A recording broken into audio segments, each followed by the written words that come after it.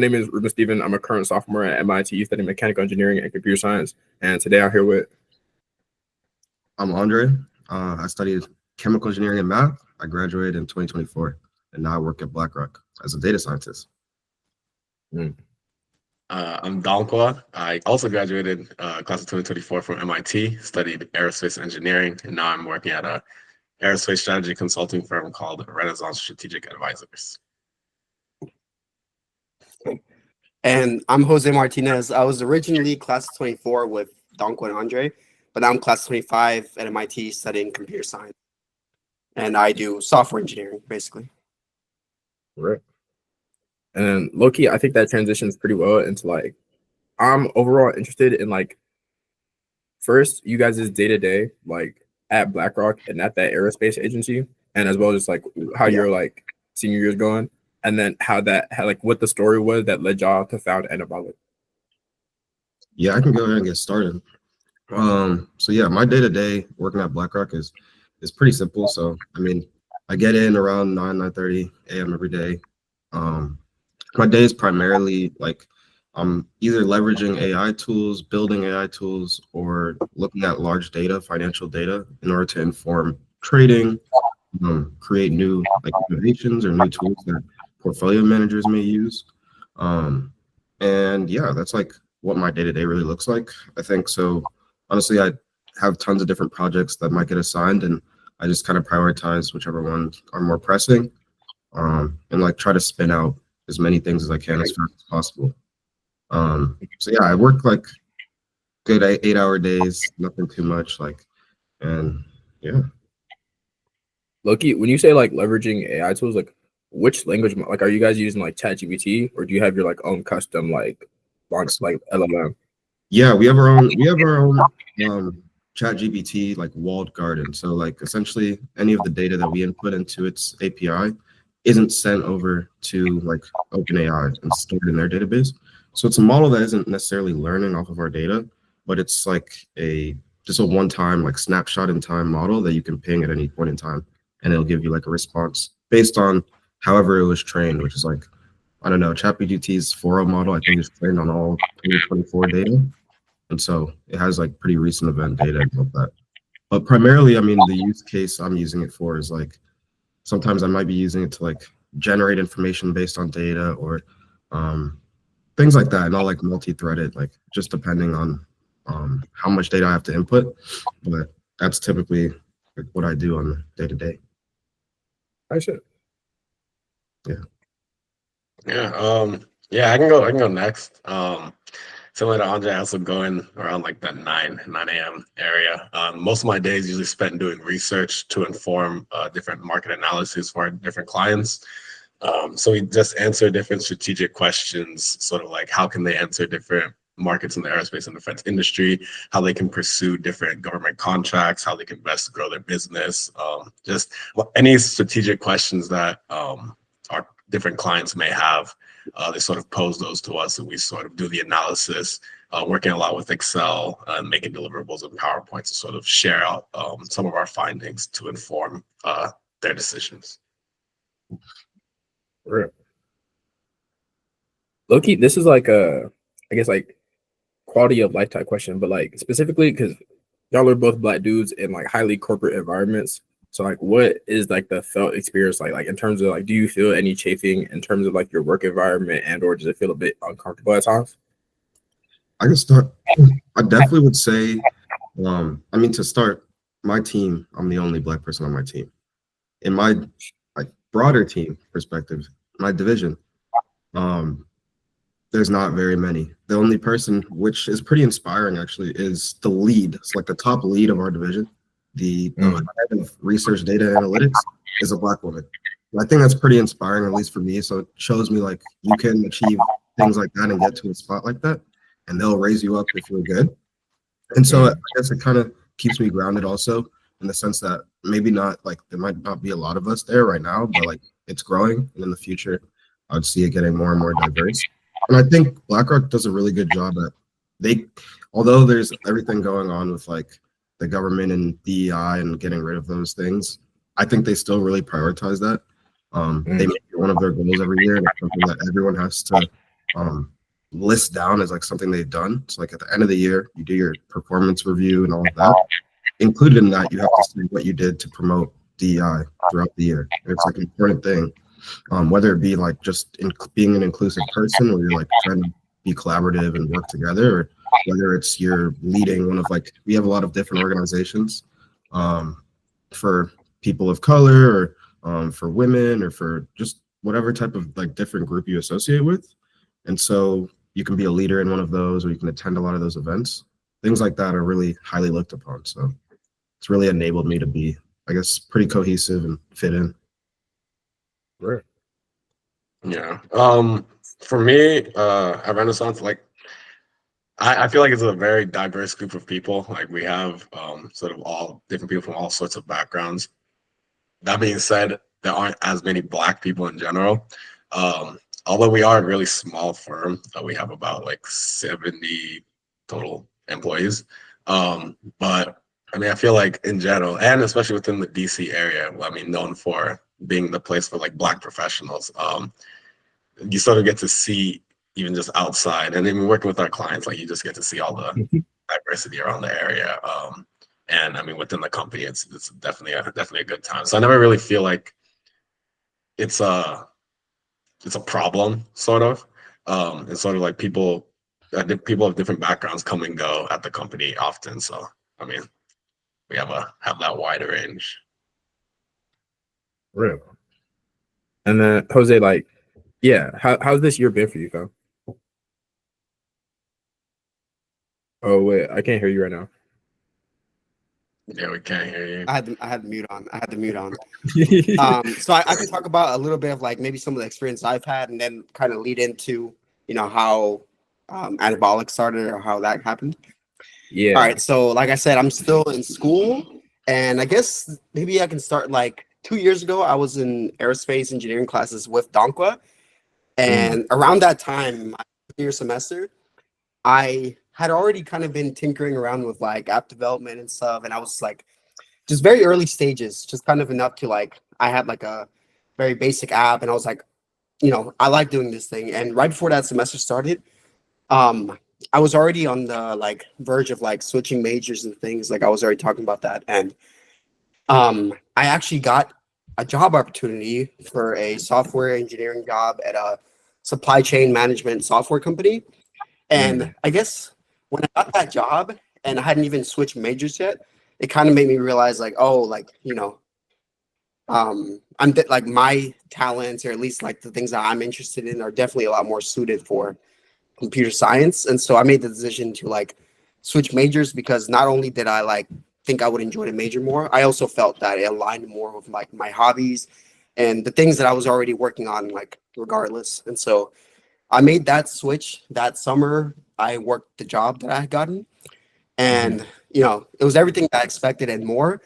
It was remote. The hours weren't crazy. I made my own hours, and like the thing that I like with software engineering is that it's a very creative field, or at least it can be. And for the job that I was doing, I was in charge of basically developing like new like node-based visualization software for them. And because it was new, I actually got to pick my entire tech stack. I got to make the designs and everything. It was a like completely my vision, and I love doing that stuff. And so I have done like a lot of like software engineering things. A lot of it has been freelance, but that's kind of like my work experience. And so maybe I'll talk about a little bit of the creation of the app. And so so the next year, I had already released my first app, which was like a party hosting platform, kind of like Partyful or like other apps like that. And it was doing well, but I definitely wanted something that was a lot more scalable and something that like, I felt that just was needed. And so I was working out at the gym at MIT, and I think I was with Andre at the time when I started kind of telling him, I was like, yo, and Dankwa, I was like, I want to make an app for working out, because like every other app on the market was fine. There's some really good ones, some underrated ones, but for the most part, a lot of them weren't free. They were pretty limited. And, from the UI perspective, it was definitely very basic.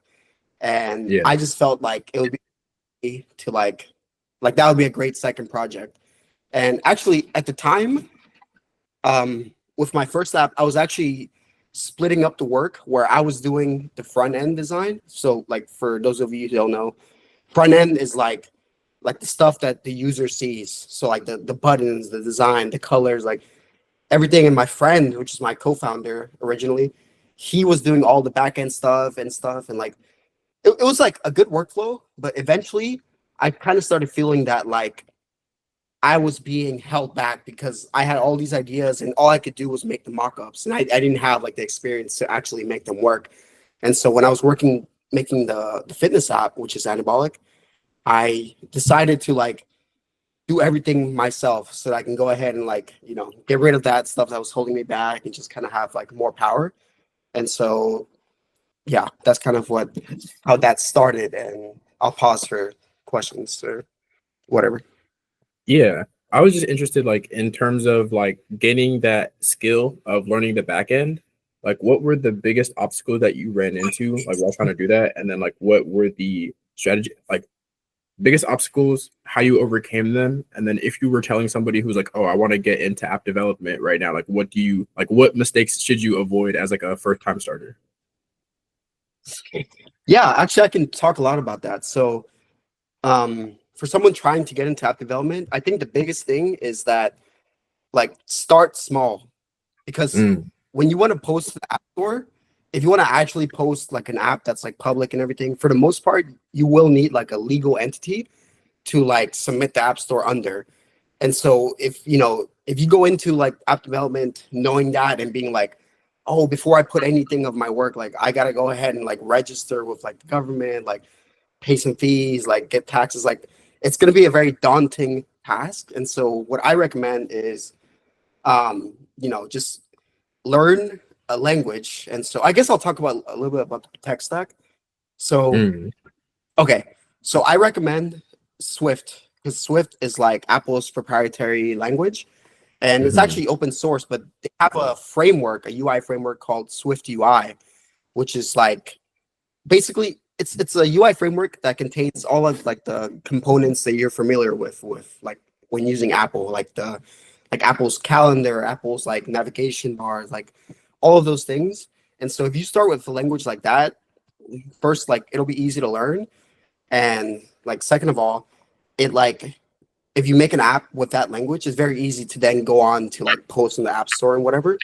And so I recommend picking an easy, like I wouldn't, if you're going to go ahead and do like cross-platform languages, I would do something that's like maybe React, like because React has React Native for mobile and stuff. And like, yeah, here, let me backtrack.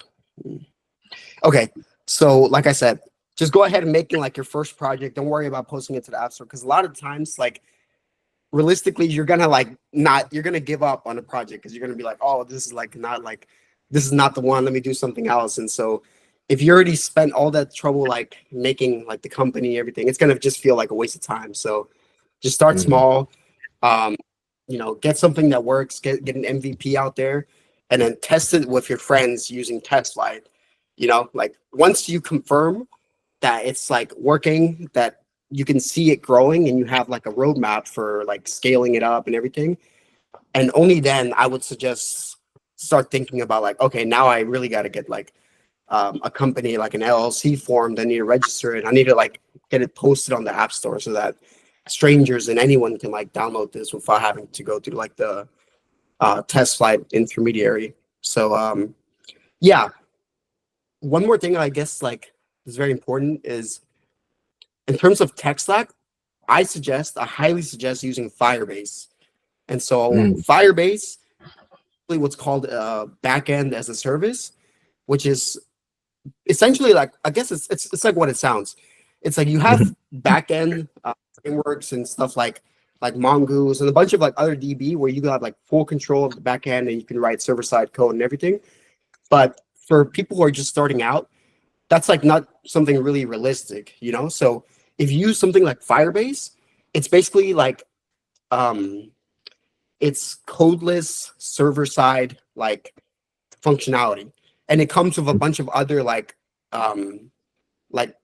functionality. Like So Firebase has authentication, which means that like using Firebase, you can send out like phone confirmation codes, like email recovery, like all of those things that you would want without having to write any really code. You just have to, like work with like their SDK or whatever, which there's tons of like resources on YouTube for it. So definitely go for Firebase because like it's good for beginners and it has everything you'll need for the most part already built in. There's tons of resources, and also it's free. It's like completely free, and it actually scales up as you go. We're using Firebase, and from like the way I did the app, it doesn't seem like we'll have any costs whatsoever for like a couple thousands of users at least. And like because of that, any cost you do have for the most part will be like marginal compared to what you would be making when you have those costs. But yeah. Got you.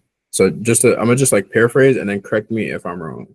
But it sounds like so you use Firebase for your backend and then use Swift, which is like Apple's proprietary software for your front end and UI. And then I think you had mentioned a third thing like TechFile or something like for when you're trying to get it tested, but without putting it directly to the App Store. Yeah.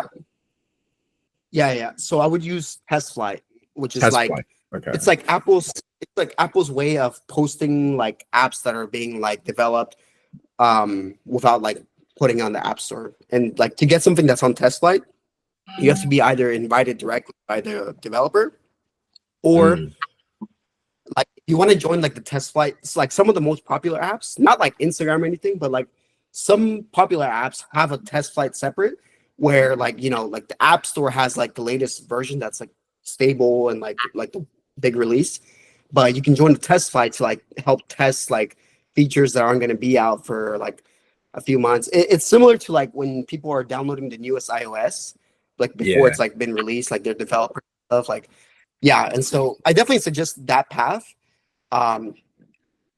Like there's some restraints, obviously. It's Apple only, right? Like you're using Swift and Swift UI, which means you're only going to be making like iPhone apps. But like I said, like I think you should just start small and you know test your idea. You want to have like the easiest path to like just making sure like getting like the MVP of your like project done. Because then if you think it's a good idea, then you can like learn a language that's cross-platform like React or Flutter, and then you know go from there. Got you. And then Loki, like going into more of that business side of things, like you mentioned, like, okay, don't get the LLC at first unless you absolutely need it. And then, but I guess like my question to like Dankwa and Andre, because it sounds like, I'm curious about what the structure of you guys' like business agreement is. It sounds a bit like Jose's like CTO, because it sounds like you're doing most of the coding, or like, what is like the division of labor at the moment? Yeah. So Jose, as he was mentioning, is like the primary coder. I mean, he's really the one doing all of the back end, front end work with that.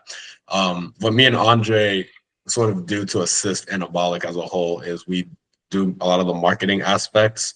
For one, forming like Instagram Reels, TikTok posts, just regular Instagram posts and stories, and pumping it out, reaching out to different like friends who might be interested in testing out the app and like pushing it onwards. We do a lot of that stuff, and then sort of, I guess within Anabolic, we sort of build different like starter templates, starter programs, starter workouts that we put onto like our Discover page, so that when people do first download that app, there is that initial sort of workout programs and like templates that they can use. So we're sort of mostly on that side of things. For me, especially, is because my coding background isn't as strong, but my experience like with lifts in general and that whole lifting scene and community, I'm really big in that side. So that's sort of where I fit in. I can speak to how kind of I fit in as well. So like Dankwa said, we work on like a lot of social media aspect. We work on pushing it out, publicizing. I would say also I'm a really new to the coding. I didn't study computer science in college, which is kind of crazy. I did chemical engineering and math, but now in my job, I'm a data scientist. And so I'm working in Python and SQL every day. And so it's really helpful in that Jose, I mean, is really knowledgeable at this point. And so I'm able to kind of like start understanding more and more like what the code is looking like, I can kind of make more informed ideas for like, I think Jose often comes to us since we're like very primary and core users of it. And I think that's also something that's really important if you're building an app is make something that you use. Because if you're making something that you don't utilize on a day-to-day basis, it's going to be very difficult to understand like what the market is and what the actual user wants. But with that, I think it's been very helpful in that now that I'm gaining this coding knowledge, I'm able to kind of make suggestions with coding like knowledge behind it. So I can kind of like speak to that kind of level like technically, and then still be able to, and then Jose is able to implement it really fast, which is awesome. But on top of that, I think I come into play also with kind of finding partners and looking at for like opportunities of expansion. I think it's been really helpful. I mean, I have a pretty extensive network. I think being student body president, UA president helped tremendously with that. So like my LinkedIn is very popular. My Instagram is pretty popular. So I'm able to kind of branch out and be able to reach out to people that sometimes like we get invited to like, we've been invited to venture capital conferences or just like reaching out in general, asking about the app or to join like different types of groups, bi-weekly talks, like things of that sort. And so hopefully with time, especially once we get our LinkedIn more with posts on it, get some professional posts out there, I think we can really branch out and start to get some partners and reach out to different people and just keep building Anabolic. Real. Loki, like to that point you had mentioned about being on the more like marketing and like finding user side, and also the point you mentioned about how it's important to be in contact with said user when you're building it so that you know what they actually want. And then I was curious a bit about like what like more of the founding story and like who is the target demographic or target user for Anabolic, because I think they probably go hand in hand. Jose, you could take that. Yeah, and so before I talk about that, I want to talk a little bit about like what Andre said. So he mentioned, or I don't know if it was Andre or Dankwa, but they mentioned that like we're basically creating a product, and it's always been my philosophy is like I create products that I'm actually like using or that I will be like the target demographic for. And so like my first app was a party app. Why? Because I was a social chair of a fraternity. And this is a why? Because I go to the gym every day, and so does Dankwa, and so does Andre. And so yes, even though they're marketing and stuff, and they're not like super like at the code level of things, that is true. But at the same time, you know, Dankwa and Andre are brilliant guys, and for the most part, if I like, I'll give you a scenario. If I'm trying to develop a new feature, and you know, I have no idea what I'm doing or whatever, I'm still in like the early stages of like completely thinking of like what is the best approach for these things. A lot of times I'll come to Andre or I'll come to Dankwa and I'll tell them like a very high level approach of like of how I intend to implement it, and we can like just bounce ideas back and forth.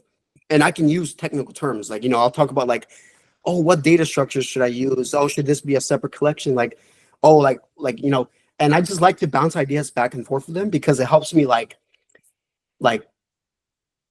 find things that I never would have thought of, right? Like I could tell them like, oh, I think I'm gonna do it this way, and then one of them will tell me, oh, but in the future, are we not planning on doing this? Is that like shouldn't this be like flexible, or whatever? And like essentially, I just like to bounce ideas back and forth with them because like they're very knowledgeable, and if I explain it somewhat, they'll understand, and I can like do things the right way and like plan better for like the future, like future proofing my designs and stuff. And so, yeah, a little bit about that. And you said talk about like the founding or like the target demographic. The founding story. Yeah, so like basically like I'm assuming because you mentioned like part of it is because you made it to fill a need that you have, and then basically like if there was anything else that was like on your mind when you decided to create it, like, oh, I'm trying to solve this particular, like I think you guys mentioned like there's a specific problem that you had seen in the market on like some of them aren't free or as accessible, and so like basically like, what were the key like pain points that you were aiming to like fulfill with making Anabolic? Yeah, so the key pain points were like that, you know, most of the stuff that was available in the industry was like expensive. Like that was the number one thing. I just thought it was like way too expensive, and the things that weren't expensive were very like, I don't want to say mediocre, but definitely like not flushed out. Like one of the apps that Dankwa and Andre were using hadn't been updated in like what 2 years or something. Like it's just like, and that was a very popular app because it was affordable, and you know, it's a nice app. But I just feel like users deserve something affordable, but also something that's like at the same level as like, you know, like as the same level as like the more expensive things. And so I just wanted to make like a quality product that was cheap and was regularly maintained and always like updated. So that was one of the pain points I wanted to address. Another one was that just like the features that were available, like a lot of the affordable ones, it was just like a very, very basic app where you could just track the weight you did and the reps you did. And that was it. Basically, you could just see like the history of that. And you could create like workout templates or like things to like redo, but they weren't really like experimenting or doing anything novel with that.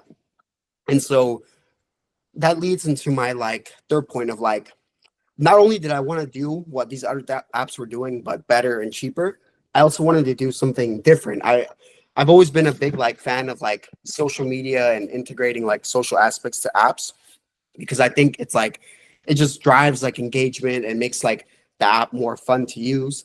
And I figured that like if people are like addicted to social media and like they're scrolling through Instagram and like TikTok and stuff, then I think if they're going to be doing that, they might as well be doing it for like an app that's like about fitness. You know, if you're going to be scrolling through content, you might as well be scrolling through like new exercises or new stuff, like things that you can use to actually like improve your health.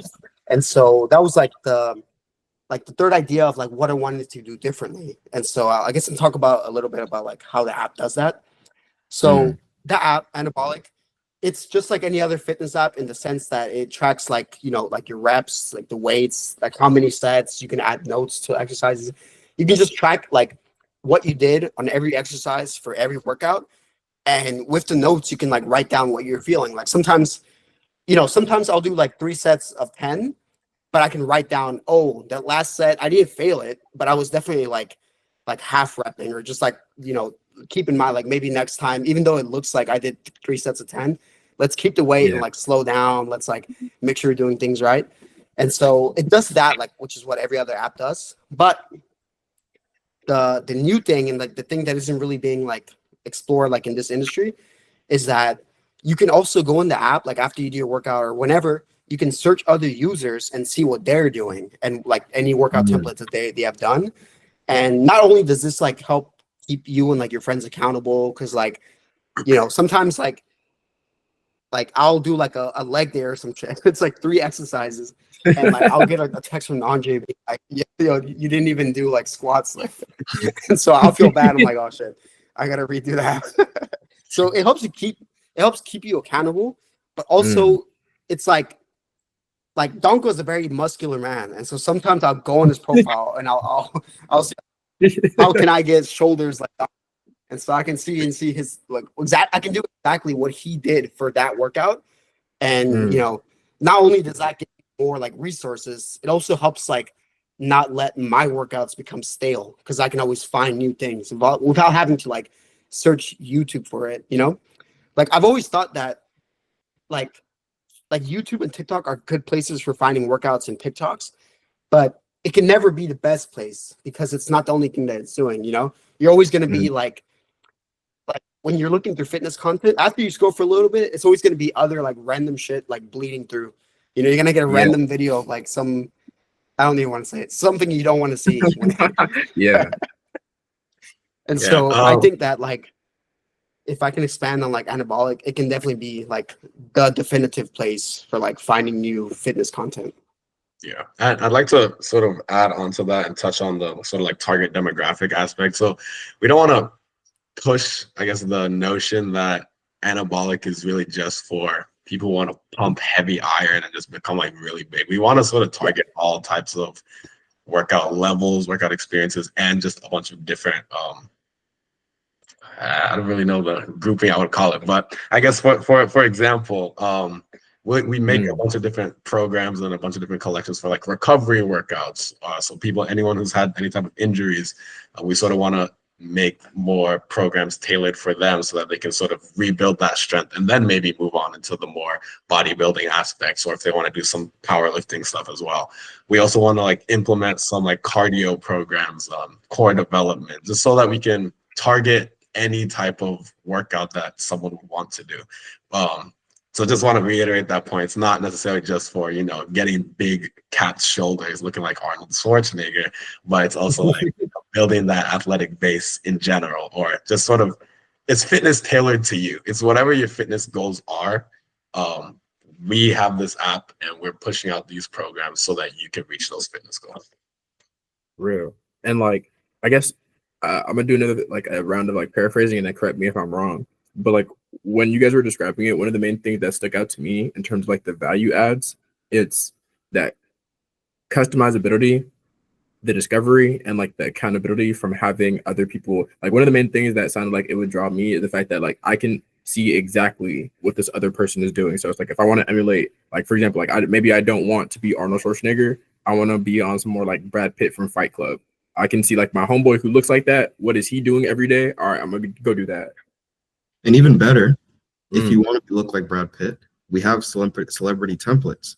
So go in there, you could say, maybe I want to look like how Michael B. Jordan was looking in when he was in Wakanda.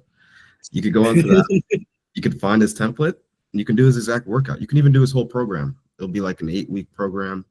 You go day by day. It's able to alert you on what workouts you need to do, what exactly the lift should look like. And we think this is something that could be really built upon for the future. So I think we have a lot of goals long term. I mean, not only do we want it to just be fitness, I think this can branch out, especially once we have a bit more built out. We can get into nutrition and like just overall health, I think.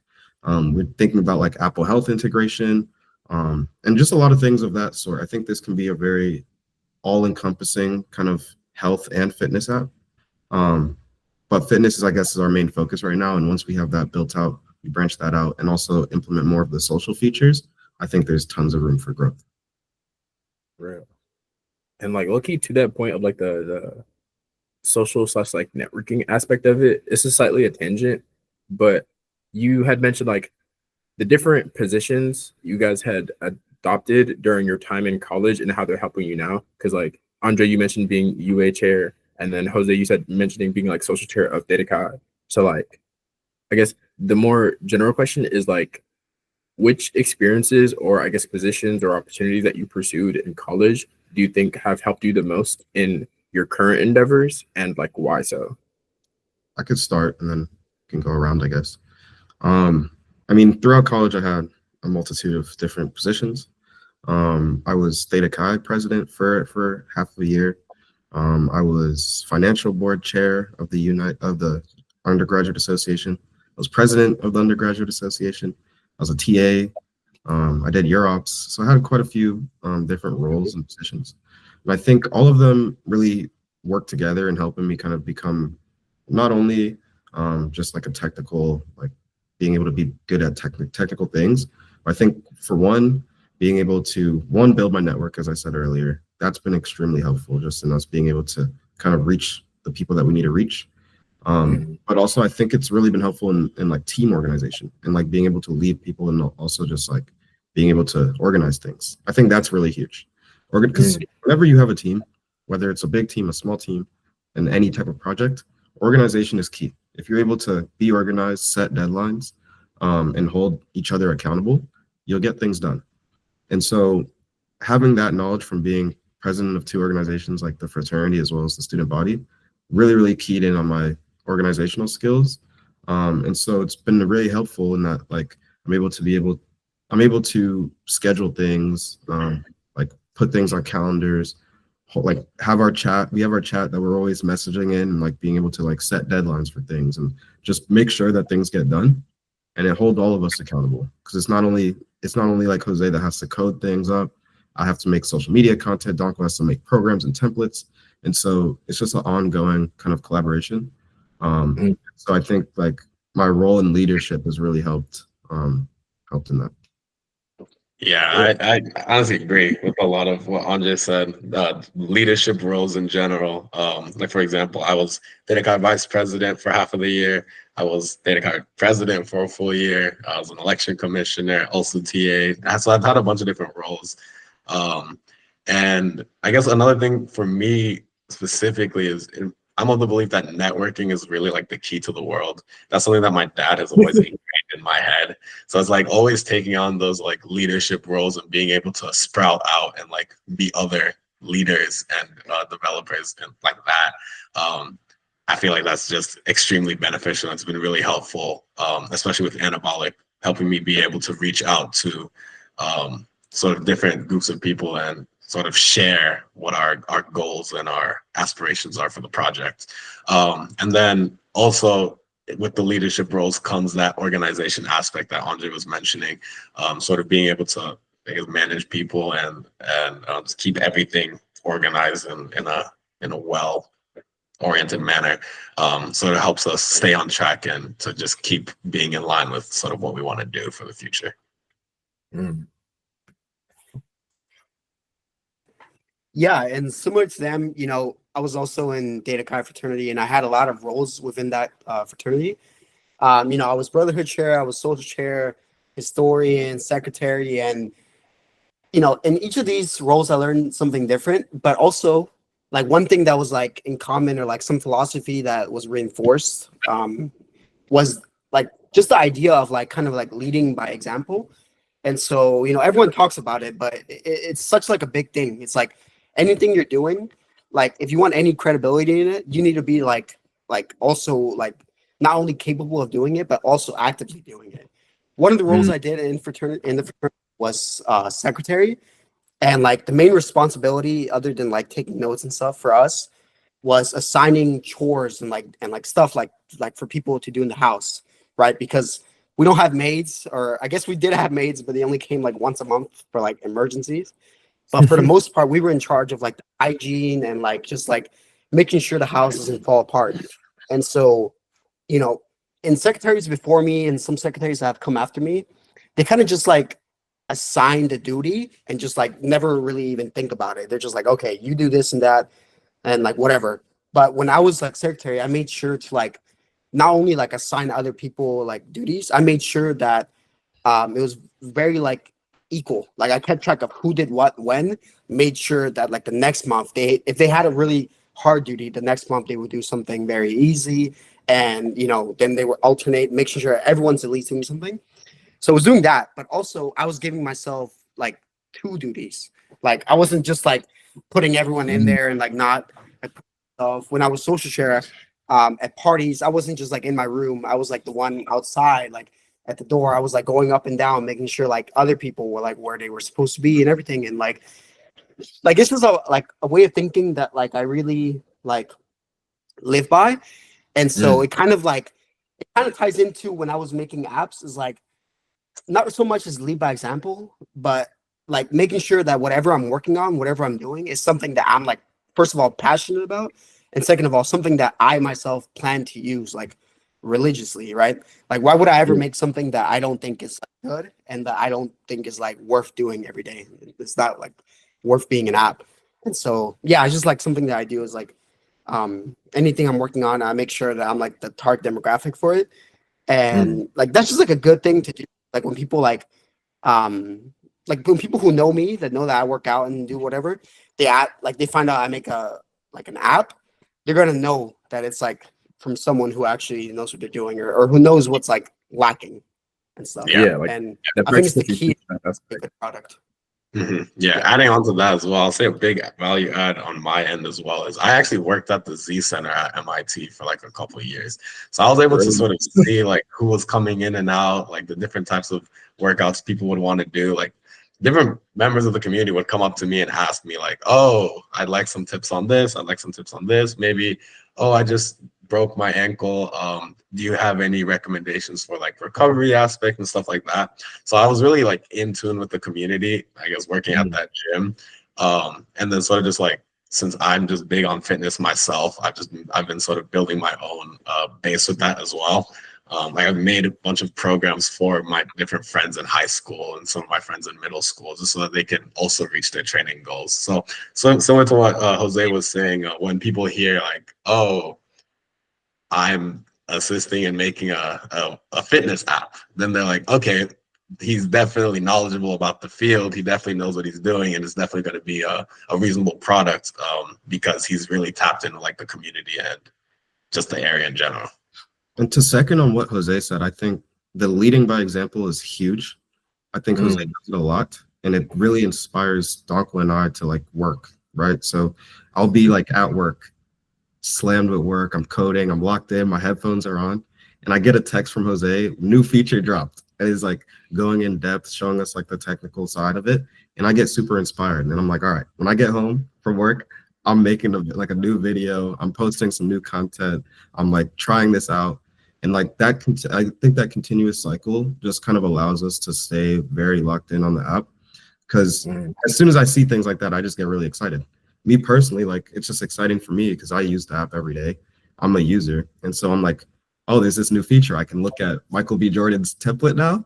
I'm going to go try it out tomorrow. I'm going to see how he works out. Or like, oh, I can follow my friends and I can go track their workout. Like, it's just very inspiring, I think. And like that leading by example is key, because every time Jose drops like all these new features or shows us these new things, shows us how hard he's working, I myself will be like, okay, I feel like I'm lacking. I need to put some more effort into it. Real. And I think like something else I wanted to ask, like to that point, because it sounds like there's a lot of like mutual inspiration happening from like you guys working together. And so I wanted to like ask a bit on how you ended up choosing each other as co-founders. Jose should start that. Yeah. So like I said, I don't know if I said this already, but I started developing Anabolic in, I think it was maybe like early May or like actual code level development started around May of like 2024. And I remember when I was first, I would go to the gym, it would just be like a black screen with like text on it. I was like, yo, I'm gonna track my workout today. And obviously it was very like, very basic, but I always made sure from the very beginning to like every day that I went to work out, I was using the app. And if it like, and like, even though the app wasn't like at the beginning, nowhere near what it was today, there was a lot of like friction in using it. It was honestly like a really like, it was a painful thing to use every day, like when working out. But that kind of pattern of like using it regardless, it like helped me speed up things. Cause I'm like, oh shit, like I really hate this feature. I really want to make it like this. Like this is how it should be. And so it kind of helped me like just like iterate and like constantly make it better. And like, that's basically what I did. And around, I think it was like early July, late June, I remember I reached out to Dankwa and I was like, hey, like the app is at a like a very like stable point. It's like, it's very basic, but it should be for the most part like working and whatever. And I reached out to him and I remember that he texted me. He was like, I'm going to get back into the gym. It's like, I'm going to test out your app and like whatever. And so he started using it and he would like, you know, at first every day he was like, yo, this shit broke. Like the app crashed, this button. And like, and that was never really like discouraging to me, because like one thing I always tell like new users is that I think like we're uniquely positioned, like compared to like other people in the industry, because like, yes, I am basically the developer for the app. So anything that's like brought to my attention, no matter how big or how small, it's something that I can fix like directly. And because I did everything, I can pretty much identify like what the problem is, like this. And so I always tell them, like, when you find bugs, like tell me. And if a button is hard to press, tell me. If like a font is too thick, like anything, no matter how small, tell me, because I can fix it like quickly. And you know, I'm never gonna take it as an insult, because it's always gonna be like for improving like the app. And so when Dankwa would point out all those things, I would just like make it like my goal to fix it that day, or like fix it right then and there, like push like an update or whatever. And so eventually, maybe after like 2 or 3 months, it got to a point where like Dankwa kind of stopped finding bugs, and I think he was like more or less satisfied with the experience. And that's, I think, when did you make the switch, Dankwa, like officially? So I don't remember exact exact timeline about it, but I do remember I was using this other app that I actually pubbed out a lot because I really enjoy using the app. It's the Strong app. So that's what I was using initially to sort of track my workouts after I moved away from just using the Notes app. And then I would remember Jose would come up to me and he'd be like, "Oh, look, I'm doing like look at this new app. Like, oh, I'm gonna track my workouts today, see what it's looking like." So he'd show me, I'd be like, okay, make some comparisons to the app that I'm already using, and then sort of work with that. And then eventually I just kept sort of testing out the app, and I got to a very good point, and I was like, well, this app is a lot better, in my opinion, than the Strong app. So I'm going to make that full switch.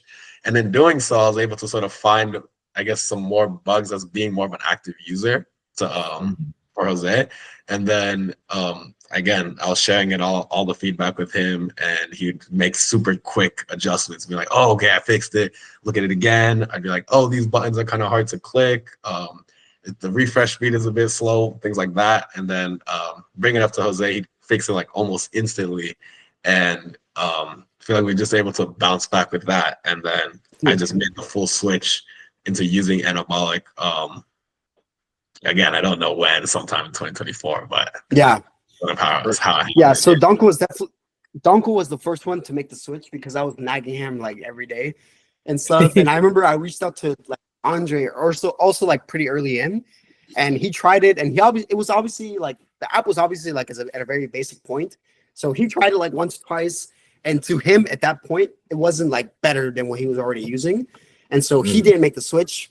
And 2 months passed, I was working with Dankwa, and it was a pretty like good app. And I think in like maybe November or like late October, I told Andre, I was like, "Yo, like try it out like one more time. Like I guarantee it's gonna be nice." And like a few days later, he tries it, and I remember he texted me like he like initially it was like good. He was like, "Oh, like it's really cool," and like whatever, but nothing more. And then like a few days later, I guess he like opened the app and was like really exploring and like trying to find like just like figuring out everything that it can do. And maybe he can speak more on it, but I think he kind of like realized that like there's actually like a lot of features in the app. And I remember he texted me, he was like, "Yo, this app is actually it's like really cool. Like I've been like my workouts have been a lot better. Like I'm finding like a bunch of things." And so I think around that point is when he also decided to make the switch. And we worked a little bit more like just kind of testing it. And eventually I was like, "Hey, I really want to make this like a big thing. And I want you to as like strategic partners," because like I said, they have a lot to offer. And at the beginning, I was always doing everything by myself. And it was just like, it's so hard, man. Like if I'm doing all the development, I was doing all the marketing and like everything. I was like, I need to like delegate. I need to like have people who can like just like dedicate some time to this and stuff. So that's kind of how like the partnership started. Yeah, and like a really good thing about our team, I would say, is we're all really good friends. Like I've known Andre since before I even came to MIT, and then we were all in the same fraternity. We would all go to the gym together. We'd all do activities together, and even to this day, like we're still working on the app, and we all will still hang out and just like chat and just talk shop with each other. So just being really close with each other sort of has also helped, I think, really grow Anabolic as well, because we can easily sort of communicate with each other, like being completely clear, like, "Oh, this feature is complete trash. Like maybe we should rework this." And we have that bond enough that we can sort of not like we can cut out the BS and just go straight to be super direct. Like we need to do this, we need to work on this. And all the other stuff, like we need to like maybe taper it down a little bit. I think that direct aspect is really beneficial for our team as well. Yeah, I think that's huge because it's different when it's coming from someone that's your friend and you know that they're your friend than when it's like purely like a work relationship. Like for example, I'll spend a ton of time sitting down. I'm after work, I'm tired, like I want to go to sleep or whatever. I could realistically just sit down and watch football or something, but I'm working like making maybe like a new post or a new TikTok or something. And I spent like maybe an hour or two. I have something and I send in the chat and they're like, "No, like make this shorter," or like you shouldn't use this color, change that text, make that bigger. And like when you send it initially and you get all those responses, there's like a slight, like obviously you spend a lot of time. So you're like, damn, like I just spent all my time doing this and it's still not good enough. But it's like, since I know it's for the better and like they're not doing it in like just because like, oh, they don't like what I'm putting out. It's like they're thinking about it from an objective standpoint. And it's like, how can we make this better? And so then you start implementing those changes and you see yourself like, this is a lot better than what I had. And so it's like, it's much easier coming from your friend than coming from like just like a coworker or like your boss, for example. And then the other thing I was going to say, I guess going back to how I kind of made the transition and hopped on the team, I think health data is very, very sticky. Whether you're inputting like health data into Apple Health, whether it's like information about your weight, your lifts, whatever it may be, very sticky thing. And it's hard to transition from one thing to another because if you lose all of that previous data and progress. And so for me, I used to use the Strong app. Dankwa put me onto the Strong app. Prior to that, I used the Notes app like everybody else.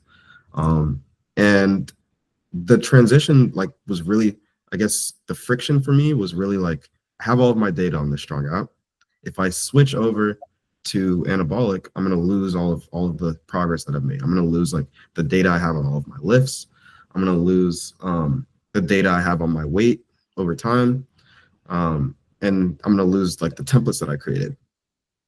And I used to, before I switched over, I was like, Jose, if you can find a way in which you can transfer my data over, I'll make the switch instantly.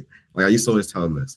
And it could be done, most likely. It would be difficult. It's like a lot of like formatting that you have to do. Like you're going from like a JSON format and putting it into his app.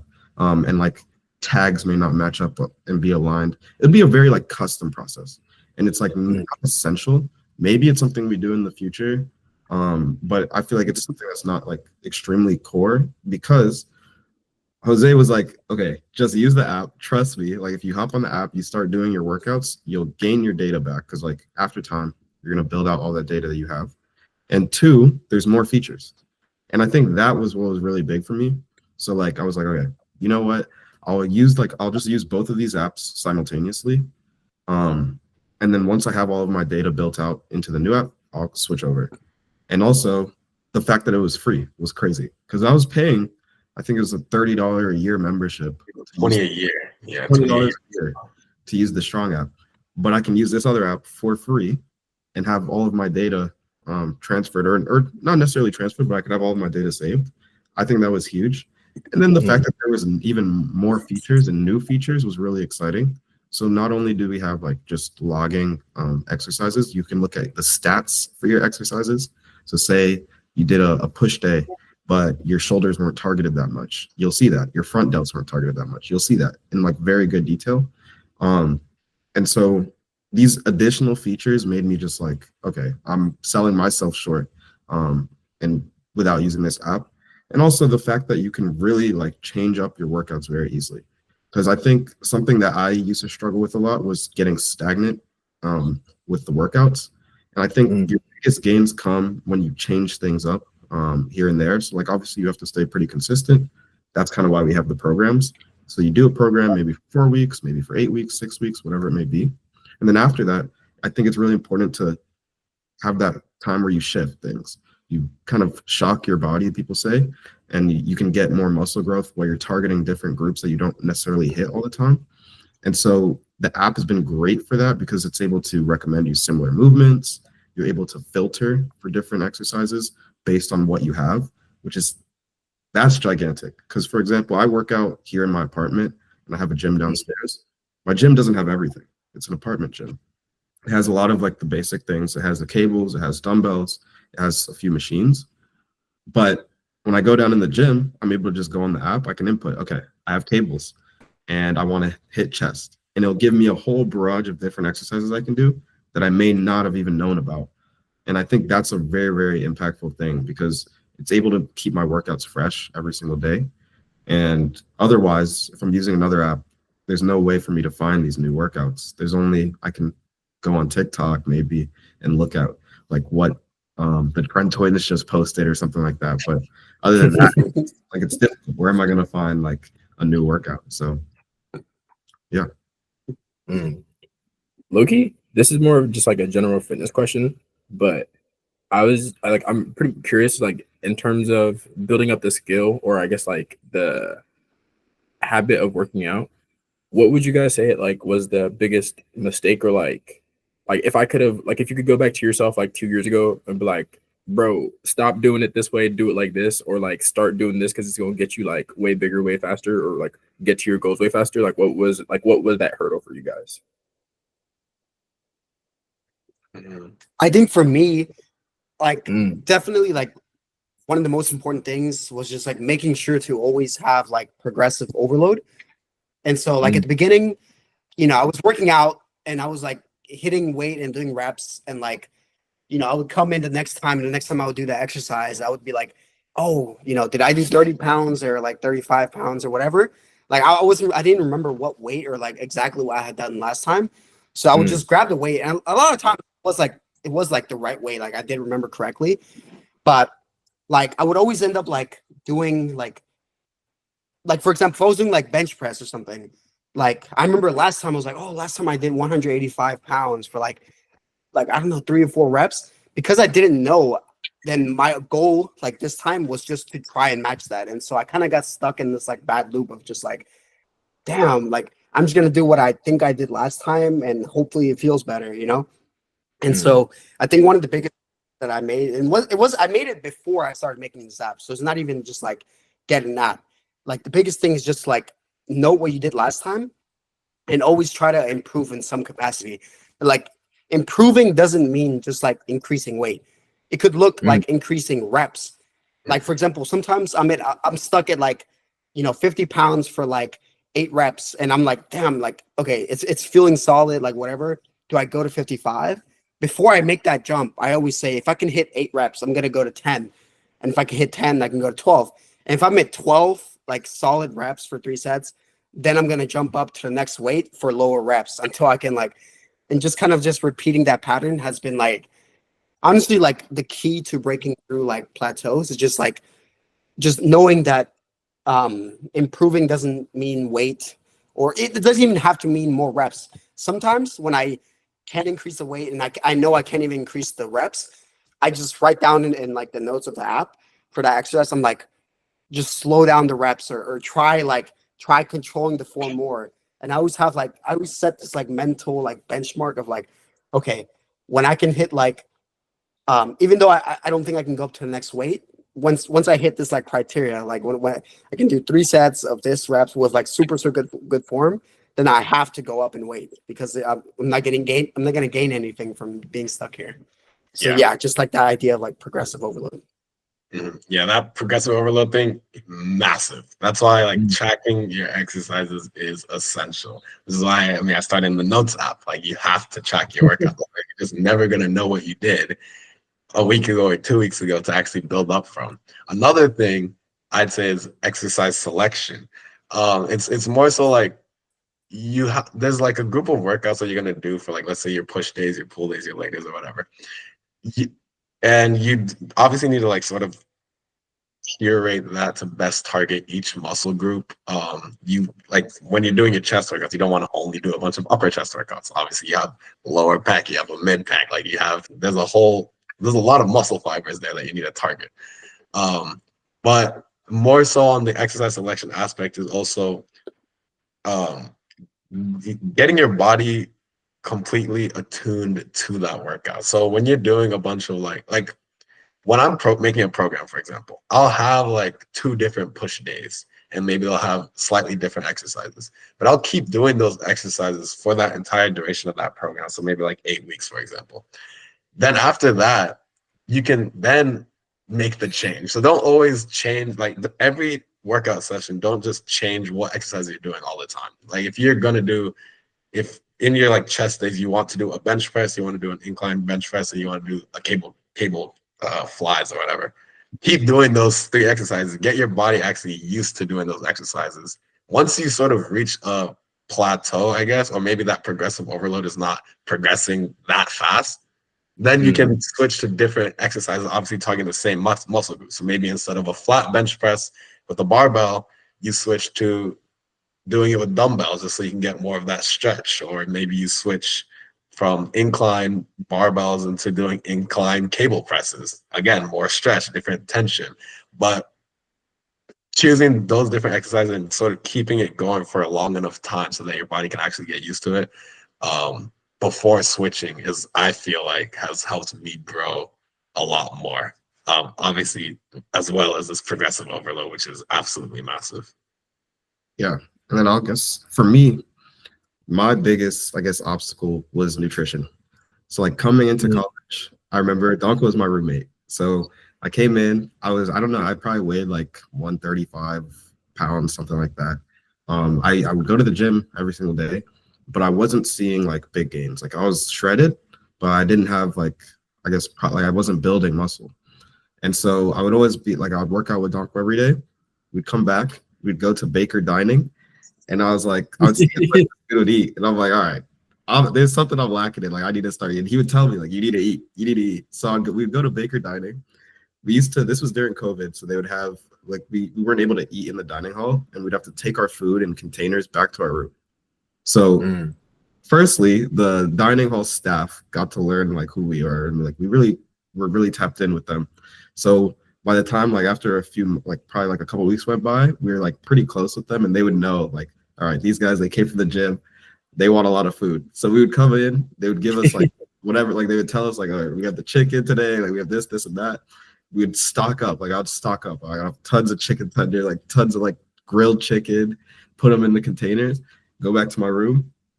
I'll eat, and like me, I'm a hard gainer, and I'm not able to eat a lot naturally. And so it was really hard for me. So I would eat, get super full, like just one plate. And I would like put it to the side. Like I was about to throw it away. Dog's like, nah, you gotta finish that. So I'll put it to the side.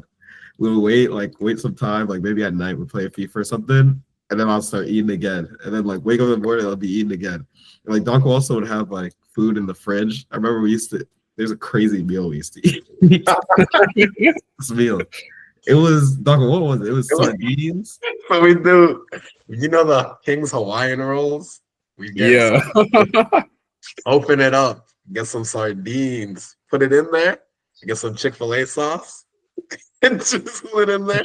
Make a little sardine sandwich. I'm telling you, like, game changer. Sardine sandwiches changed my life. But after that semester, like I really kind of figured out how much I need to eat. I kind of think I was able to gauge what like my maintenance calories were. And just being able to surpass that slightly so you can get muscle gains was really key. Even to this day, it's still something that I kind of struggle with. And I have to like kind of really force myself to eat just like a little bit more. So I try to get like an extra meal in at night, or try to like ensure that I add more to my breakfast and things like that, just to try and stay above that, like slightly above the maintenance where I'm still getting gains. Low-key, like similar, I guess, like objective of like fitness advice, but I want to approach it, I guess, from a slightly different perspective of what would y'all say is like pretty, because you mentioned like, okay, you can try to get your information from like TikTok or Instagram, but it's not going to be as like high quality. So what would y'all say like is pretty bad advice, or like, yeah, like pretty bad or like unhelpful advice you see being spread around a lot that you'd be like, no, that's a myth?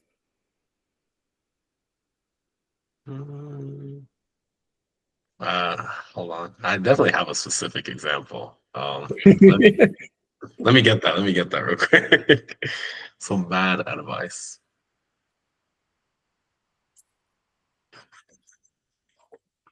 I think one thing that I see, I don't know if it's bad advice, but I think it's like a lot of times like misinterpreted or something. Like I think around it, there's this big like misconception, or like, okay, so everyone says that like you want to optimize your workouts, right? And there's like certain exercises that hit something more optimally.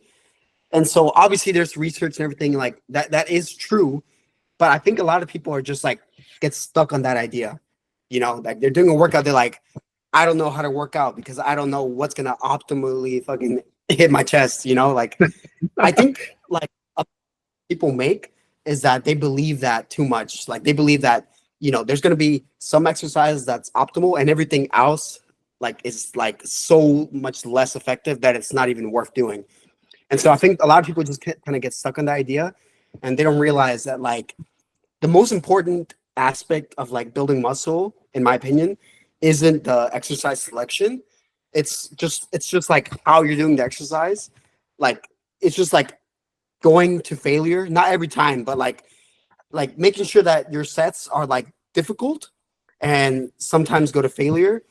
Making sure that you're like just being consistent, like who do you think is going to make more gains? The guy who works out optimally twice a week and like half-asses everything, but does like the most perfect exercise, or like the guy who like has really bad form but comes in every day and like and like goes in until he passes out.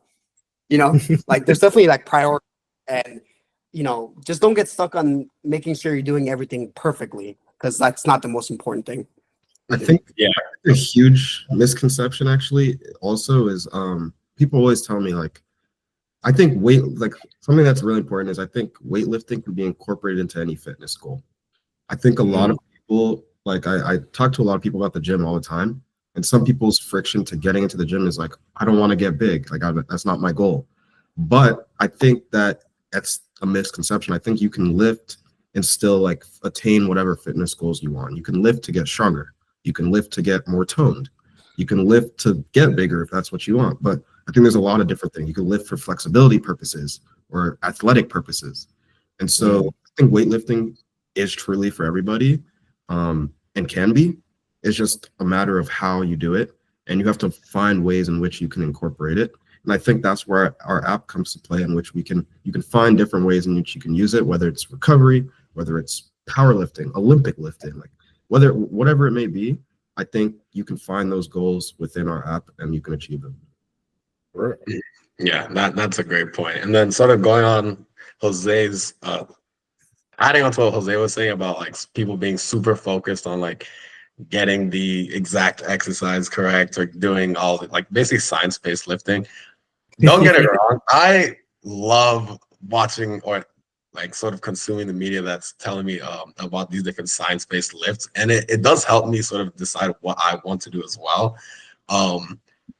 But I think some people end up taking it a little too far in terms of, new study came out that says that hammer curls are actually less effective than regular bicep curls. And then they'll just completely stop doing regular bicep curls. And I'm just like, well, when you actually look into it, yes, there's like maybe a slight improvement, but the differences are relatively marginal at the end of the day. Like you're still gonna grow doing a hammer curl. You're still gonna grow doing this. And then I feel like that really comes back, especially on the nutrition aspect, where there used to be a lot of studies like, oh, you have to eat your protein within 10 to 20 minutes after your workout. At the end of the like, even though that might help a little bit, at the end of the day, it's calories in, calories out for the whole day. And if you met your protein target, like the science of weightlifting has already been established. It's not like a new thing that people are really trying to learn. We know how to get big. It's calories in, calories out, hit your protein goals, and train. That's really it. But obviously what science is helpful for is sort of fine-tuning some of those details. Like, okay, yeah, I can target this muscle a little bit better if I do this. But getting super caught up in those new papers is what I really think has made a lot of people actually stagnant in their growth, because then they're like, okay, I have to do this eating window. If I don't do that, I'm just going to lose my gains, and then my whole exercise was useless. So I'm going to go train again.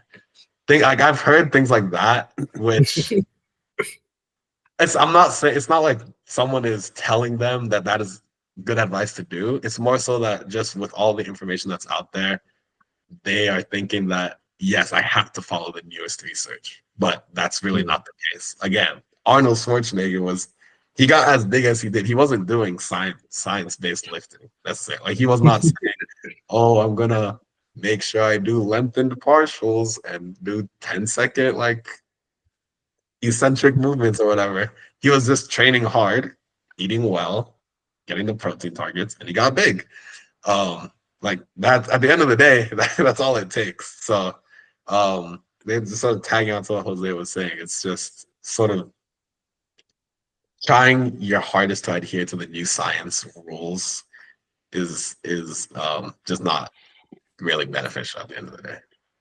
I You know, think it's- nutrition as well. Yeah. Nutrition as well. Like Dankwa said, like I think a very huge misconception with nutrition is like people are thinking like I have to eat rice, broccoli, and chicken every single day for lunch and dinner, and like I have to eat 3 eggs or 5 eggs in the morning. It's like, yes, those things will help you, but you can still achieve your goals with having meals that you enjoy. You can still, if you love McDonald's chicken nuggets, for example, you can still eat those and achieve the fitness goals that you want. It's a matter of just fitting it into those buckets. You're hitting your protein that you need. You're not like, for example, if you're worried about gaining fat, you're not eating a lot of fats. You're not like having a very high sodium intake because that, like, for example, that will dehydrate you and you have less water in your muscles. Like things like that. You just have to understand like what, I guess, where your calories are, what your goals are in each of those buckets, and then you can fit whatever meals you want into that. For example, I mean, I'm pretty lean right now and I lift all the time and I still enjoy my meals. I'll still go to like Popeyes or Chick-fil-A here and there. I'll still go to McDonald's. I'll still like eat fast food. I'll still have Chipotle. It's attainable. You just have to be, one, in moderation is key. You can't eat that every single day. I can't go get a Shamrock Shake every single day, but in moderation, you can have it fit into your goals.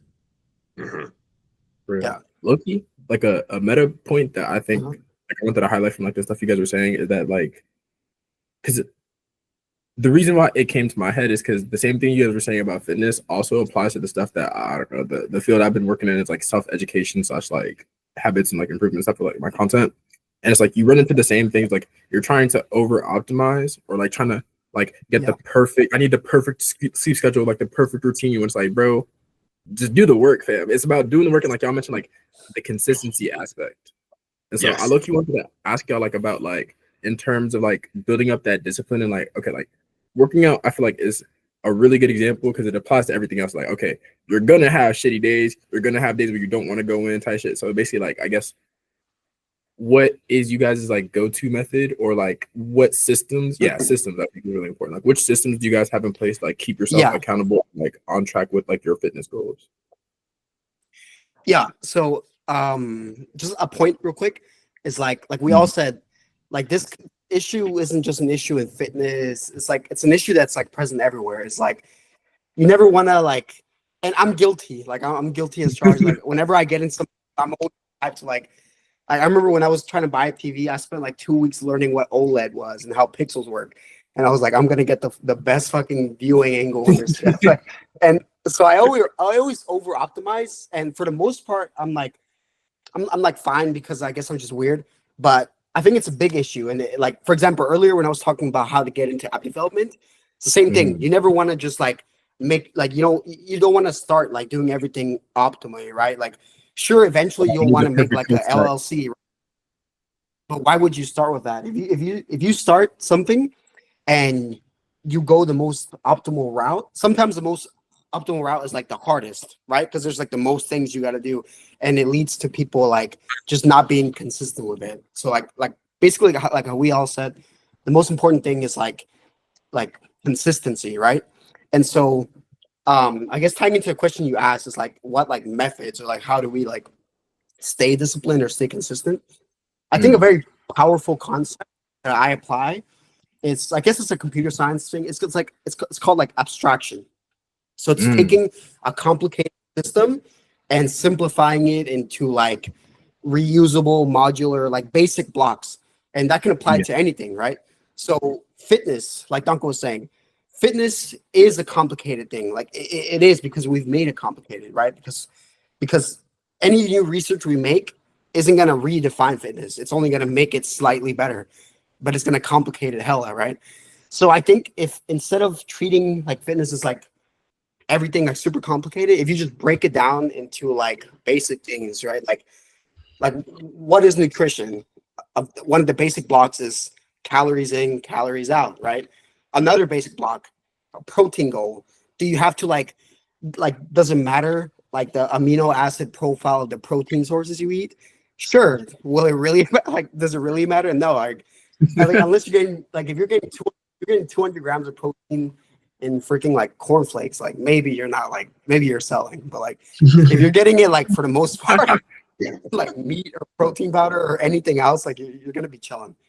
And yeah, so it's just like that's just something that I apply to. It's like anything that's like complicated or hard or whatever. I always try to think about like what are the most like fundamental like components of it, right? Or like what are the things that like if I can do these like 5 things or these whatever things, then I can do like that. That's basically what like makes up the larger thing. So just kind of that idea. You know what you just reminded me of a principle called, like, it goes by a couple different names. Like it's called Pareto's principle or Matthew's principle or 80-20 rule. But it's basically like 20% or less of the inputs are going to be responsible for 80% or more of the outputs. Yeah. And it seems like, I don't know, like, it's like being able to, like you mentioned, like abstraction, like being able to identify like what those 20% of levers are high key. Like that's the biggest obstacle in like learning any skill for real. Yeah. One thing for me is like, I think a really big point. You know your own body.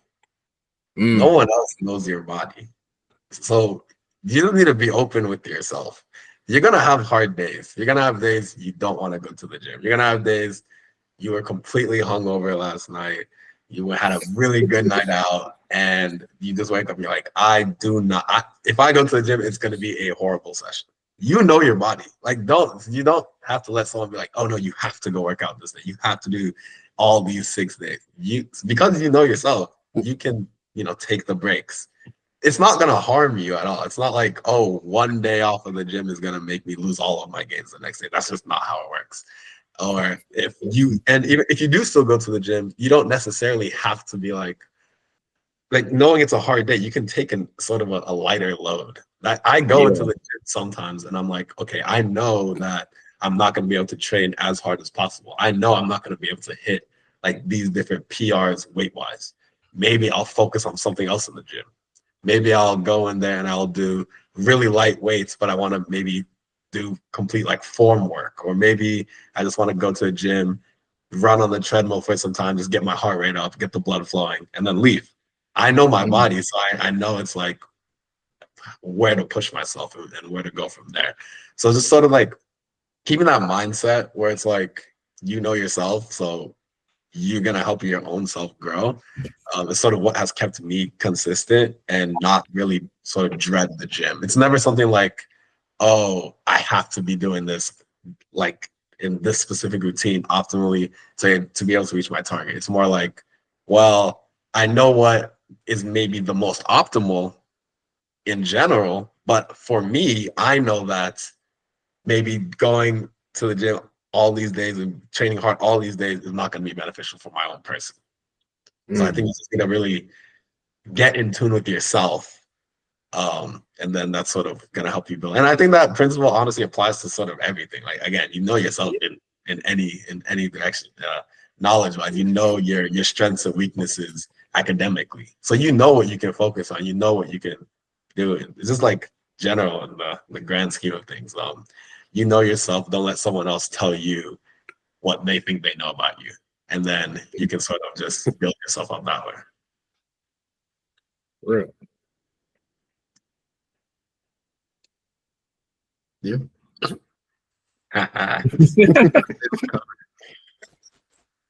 And then I guess like speaking on that more broader sense, I was gonna ask, a part of it is like, how does that translate to you guys' like work? Because I feel like the question is like, how does it translate to your work life? Because I feel, especially with fitness in particular, fitness is low-key like the gateway drug to just improving your life overall, fam. Because it's going to teach you like that discipline principle, that like consistency principle, and then like you like I feel like, because okay, easiest example is like, bro, and then okay, easy example is like, okay, we all went to MIT / some of me and Jose are still here, but it's like that same sort of like, damn, this is very difficult. Like I might not get this on the first try, but then like I feel like working out is like at least for me, since I like played basketball and stuff like that, it was somewhat of a backlog of like, okay, this is how I can overcome a situation where I might not start off too hot and then like turn it around. And so I think a better, like more specific question is like, yeah, what's a particular like challenge or like a bit like how do you overcome failures, whether that's in the gym or like at work, whatever? Like, what is like your go-to? Like, damn, I just sold. How do I bounce back from selling? Yeah, that's funny. I think fitness really translates to life. I mean, to anything in life, to work a lot. So for me personally, I think it's huge in that, like, for example, when I first started in the gym, and like when I would work out with Dankwa a lot my freshman year, we would like, there was days like we knew like, all right, today we're gonna try and max out the bench, and I would like be so pumped up, like I'm ready. I want to hit like 185. I want to hit 205. Like I had these goals, right? I get in there. I've been lifted for like a couple of weeks, and I'm like, I definitely can hit it. That bar comes up, and it feels way too heavy. It comes down, and Doc has to save me, and I'm like, I can't hit 185, and like I'm down about it. I'm sad about it, and Doc was like, nah, bro, like don't worry, you'll hit it eventually. You just have to keep trying. And so I think that type of mindset and like that thinking translates greatly over to work. And I think for me personally, it's been huge. It makes me have the mindset of like, this world is limitless. Opportunity is limitless. Capabilities are limitless. If you want to do something, you can do it. I used to have a huge, like, I guess kind of block when it came to coding, when it came to like being able to just like write in Python, or like I was always, I don't know, like I never did it a lot in high school. I got to MIT and you see people that are like insane, like they're doing stuff, they're doing research with it, they're building AI models, like they're doing all these things. And I'm like, I just don't know if like I'm not as good as this guy, why should I do it? But I think that like that mindset of like keep trying at something, you can achieve it, is huge and is translated to work. And like now I've seen my skills improve vastly in coding. I'm able to learn a lot of these things. Like there's classes that I could have learned them at MIT. Like I could have taken 031 or like all these different classes and these things, but I'm learning it in the workplace, which is really cool. And it's only because I stay at it. It's like I'm at work, my boss gives me a new project, and like we're thinking through it. And maybe like, oh, this project, it's necessary that I need to train a model. I've never done that before in my life. I don't know what that means. But with the mindset of like, if I keep trying at it, I can learn to do anything. I'll figure it out. Like I'll sit down, I'll watch a video, I'll ask ChatGPT, I'll do whatever it takes to learn what I need to do to get things done. I think that's a very, very core like aspect and like a very key thing to have for anybody. I think everybody should believe they can do anything, because at that point you're limitless. You're limitless. Yeah, that positive mindset is very key. Know that like, yes, when you do fail, you can get back up and just keep pushing. Another thing is you really have to understand everyone is also different, right? You don't have to bring the same thing to the table that someone else does. Applies in fitness. This applies in the workforce. Like everyone has their own strengths and weaknesses. Everyone is sort of going about life in their own way. So once you understand that, you're going to just keep sort of bettering yourself. And you're going to eventually get to where you want to go. You're going to eventually reach any type of goal that you want. Build yourself up and you're going to reach your goals. Yeah. Right. Yeah.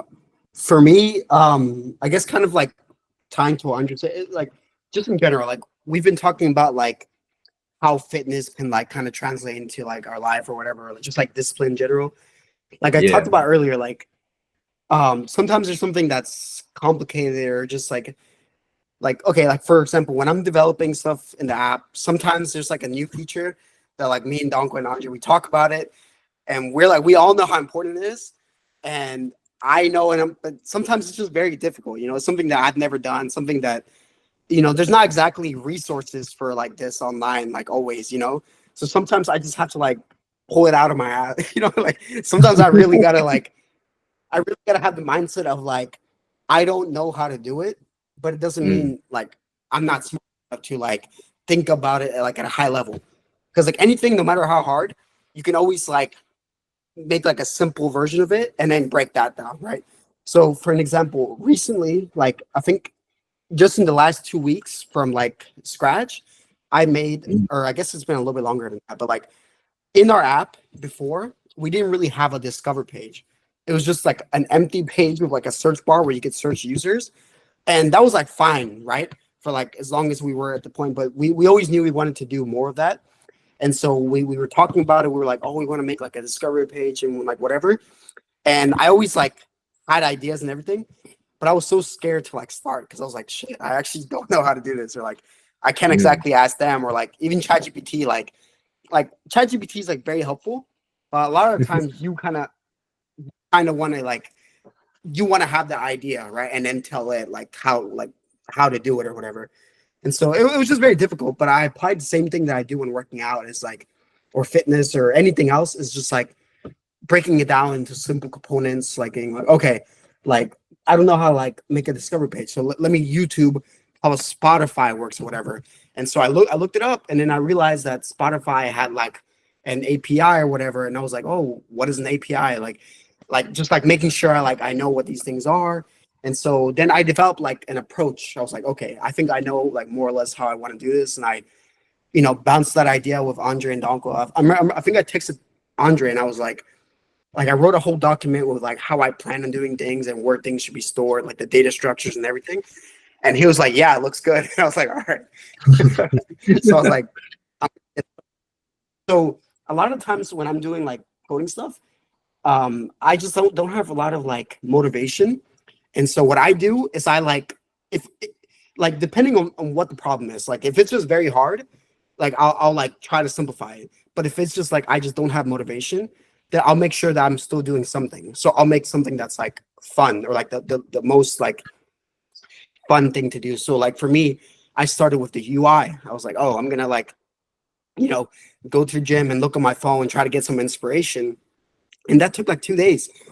And then I had the UI, and as I'm making the UI, I'm kind of like, oh, like this is starting to look good. It's like, actually, I'm gonna rethink my approach, because like now I know that like I wanted to be capable of doing this and whatever. Like I know I wanted to like do this and whatever. It's like sometimes I'll just have to like take things like one step at a time, whether that means like doing the easiest thing or doing like the most fun thing, just making sure that I'm doing like something. And then eventually it was like the last step where it's like the hard thing, but it was the last step. So now it was just easy. So then I just did it. And yeah, that's kind of like one example. Real. And like something else I wanted to point out about what you just said is like, it goes back to the thing Dankwa had mentioned about like, oh, if you're like pretty low on energy or something that day, you'd like cut the workout down to like still keep that momentum up, and like make sure you're getting those like little wins of like, all right, cool, I didn't like die, or I didn't like kill myself in the workout today, but I still checked off this box of like I got something done. Oh, cool. Yep. I was going to ask, like, especially considering, like the question overall is like time management. Because like one, as like MIT students trying to like worry about your health still, like that takes a certain level of time management. And then now as like professionals and students, like trying to balance that with working out and also like working on an app. Like what would you guys say has been like pretty useful techniques or like tactics for you to like help manage your time and like get all those things like with it? Like, because we still only have like the same 24 hours, but you're trying to fit this and that in. Yeah, I would say this for me, I like to keep, I think I find, okay, there's a balance that I strike between having my days very structured, but also fluid enough to where I can fit things in. So me, I use Google Calendar for most things, not everything. I don't believe it should be used for everything, but for some people that's how that works. But for me, it doesn't. So I use it for most, but not all. So like, for example, for the gym, I don't put that on my Google Calendar. The gym, I just know that's something that I need to do every day. So I set my alarm like for the morning. So I get to work around 9:30. I set my alarm for 7:30. I wake up, go to the gym, and then go to work, eat breakfast, and start my day.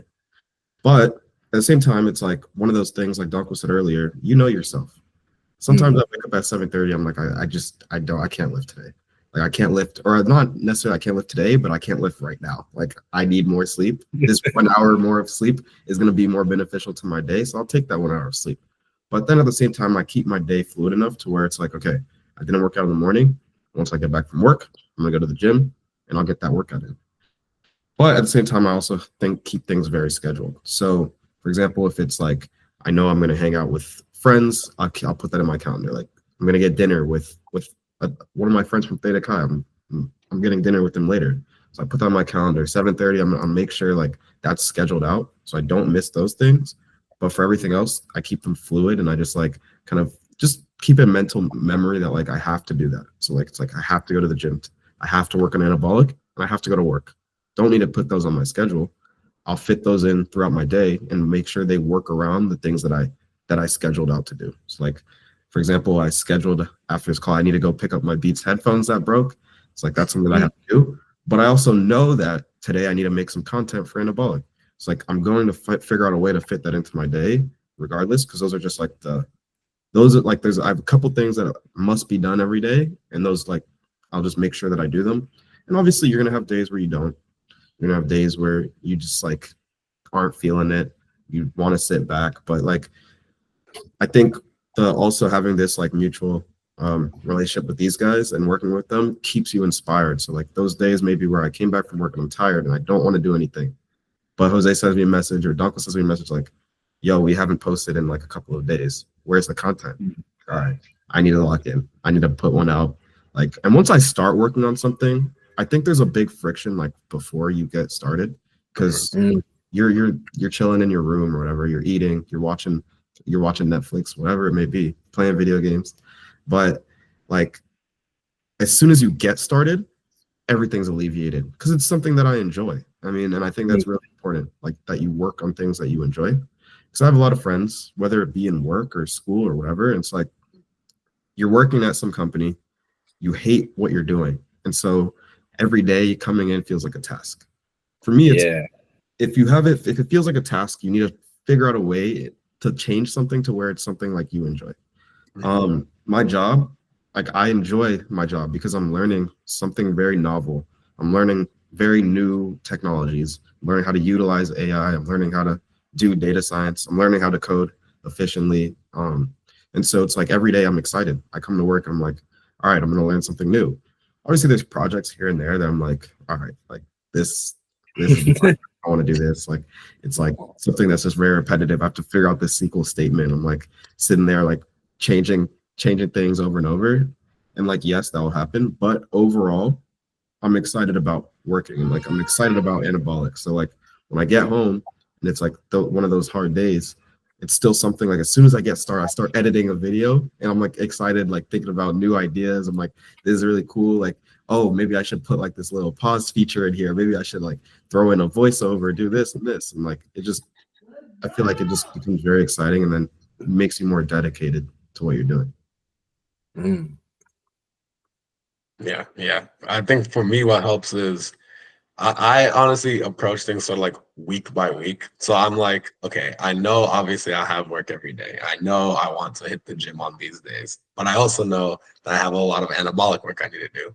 And then, but it's like with the consulting life, is like sometimes I come home at 6 o'clock, sometimes I come home at 8 o'clock. Like it does really vary. So like sort of finding the times within the days might be a little tricky. But for me, what helps is I'm like, okay, by the end of the week, this is what I want done. Like these are going to be my goals for the week. So for example, like this week, I wanted to make some new programs and templates for Anabolic, but I was like, well, I know I'm going to be busy Monday through Wednesday. Thursday came around. I was still busy actually because I ended up coming back later from work and just had to, had some other stuff to take care of. So then I was like, but in my head, I wasn't like defeated about it because I was still like, well, the week is not over. By the end of the week, I will still achieve the goals that I wanted to achieve for the week. And that sort of helps me stay in line and just sort of stay focused on what I want to do. Right. What about you, Jose? Yeah. Will you repeat the question like in general again? Because I kind of just been lost in what they've been saying, like content wise. Overall question is pretty much like time management strategies and or like what's your approach to like working on the app in addition to like your schoolwork, in addition to like your fitness. Yeah. So I'm not gonna like pretend like I have it super figured out. I'll just be honest, like kind of what I do.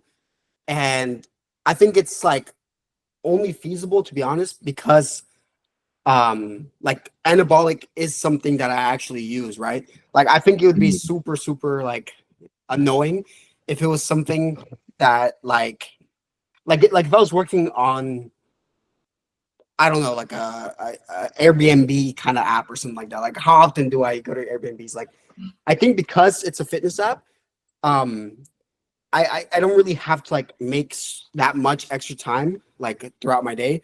Like sure, I have to set apart time like actual coding, but a lot of the like thinking that I do or like planning everything happens like at the gym. Like, and I'm not saying it's the best strategy because like sometimes basically what happens is like I'll be at the gym and I'm using the app, right? Like that's the first step. So I'm using the app, and while I'm using it, like yes, I'm tracking my workouts, yes, I'm tracking my sets and everything, but I'm always like, you know, going to like the part of the app that I'm working on right now, and I'm just like looking at them like you know, how can I make this better? Like where are like the pain like points, like what needs to be improved? And I'm like I'm still enjoying my workout, but I'm always having like these background like tasks of just like keeping things in mind and like you know, obviously I can't pull out my laptop there and code unless I have my laptop, which I have sometimes. But for the most part, I'll just write down in my notes like ideas or like sometimes I'll like actually come up with like a solution, right? And I'm sure like any of you can say it. It's like, you know, a lot of times solutions don't come up when you're like sitting on your laptop. Sometimes when you're like eating, when you wake up, like you know, you come up with it in your sleep. And so for me, a lot of times, like while I'm working out, I'm just making sure to like focus on my workout, but always having like the background like thoughts of just like, oh, whatever. And then whenever I have something that like I need to write down, I'll just write it down like quickly in my notes app. And yeah, then when it's time to like actually like code and whatever, I'll code. But it's just a better, like in my opinion, it's better because I do a lot of the thinking outside of like coding. And so when I sit down to code, I kind of already have like a game plan, or like I know like what are the things I need to finish today for this. Because like otherwise I feel like you would just waste a lot of time if you just like if you're like going out like throughout your day, not thinking about it at all. And you're like, okay, it's 7 p.m. now I gotta work. It's like you can't really start coding if you don't know where to start or like whatever. Like so for me, I just like to like always think about things like even when I'm not doing them, but not so much that like I'm like distracted or just like that's annoying. So that's kind of like one way that I just kind of fit in work and everything. I'll tag on in terms of ideation, I think is what's really key for me. Well, you know me, I'm a very social person. So like I like to talk to a lot of people. I'm at work, I'm talking to coworkers, I'm meeting new people. I go out on weekends, I meet people, like I go to housewarmings and I get to engage with a lot of people. And so since this is such a big part of my everyday now, it's something that I talk about all the time. And I gain so many ideas just from talking to people. It's like I'm at work. Someone's like asking like, what did you do over this weekend? I'm going through my weekend. I tell them I was working on the app. I put out some content and I get so many ideas and questions and like different things I never thought about before just from speaking to people. So like ideation doesn't just come from us. You see our app and it's really, I feel like our app is really built from our community. It's built to utilize it. It's built from like our users and like people that we talk to often. And so like those are the ideas and how they come about. Because I'll be at work talking to people, or I'll be at a housewarming function or something like that, talking to people about it. And maybe someone's like, you know, what would be super cool? Like, what if you had like recovery programs? Because I like got injured and like I'm not able to. I can't afford going to PT, and like I don't know the exercises that I need to do. Or someone may ask like, what is like the vision like long term? Like what are you doing with the social aspect? I don't see any, like I can't find friends. How can I find friends?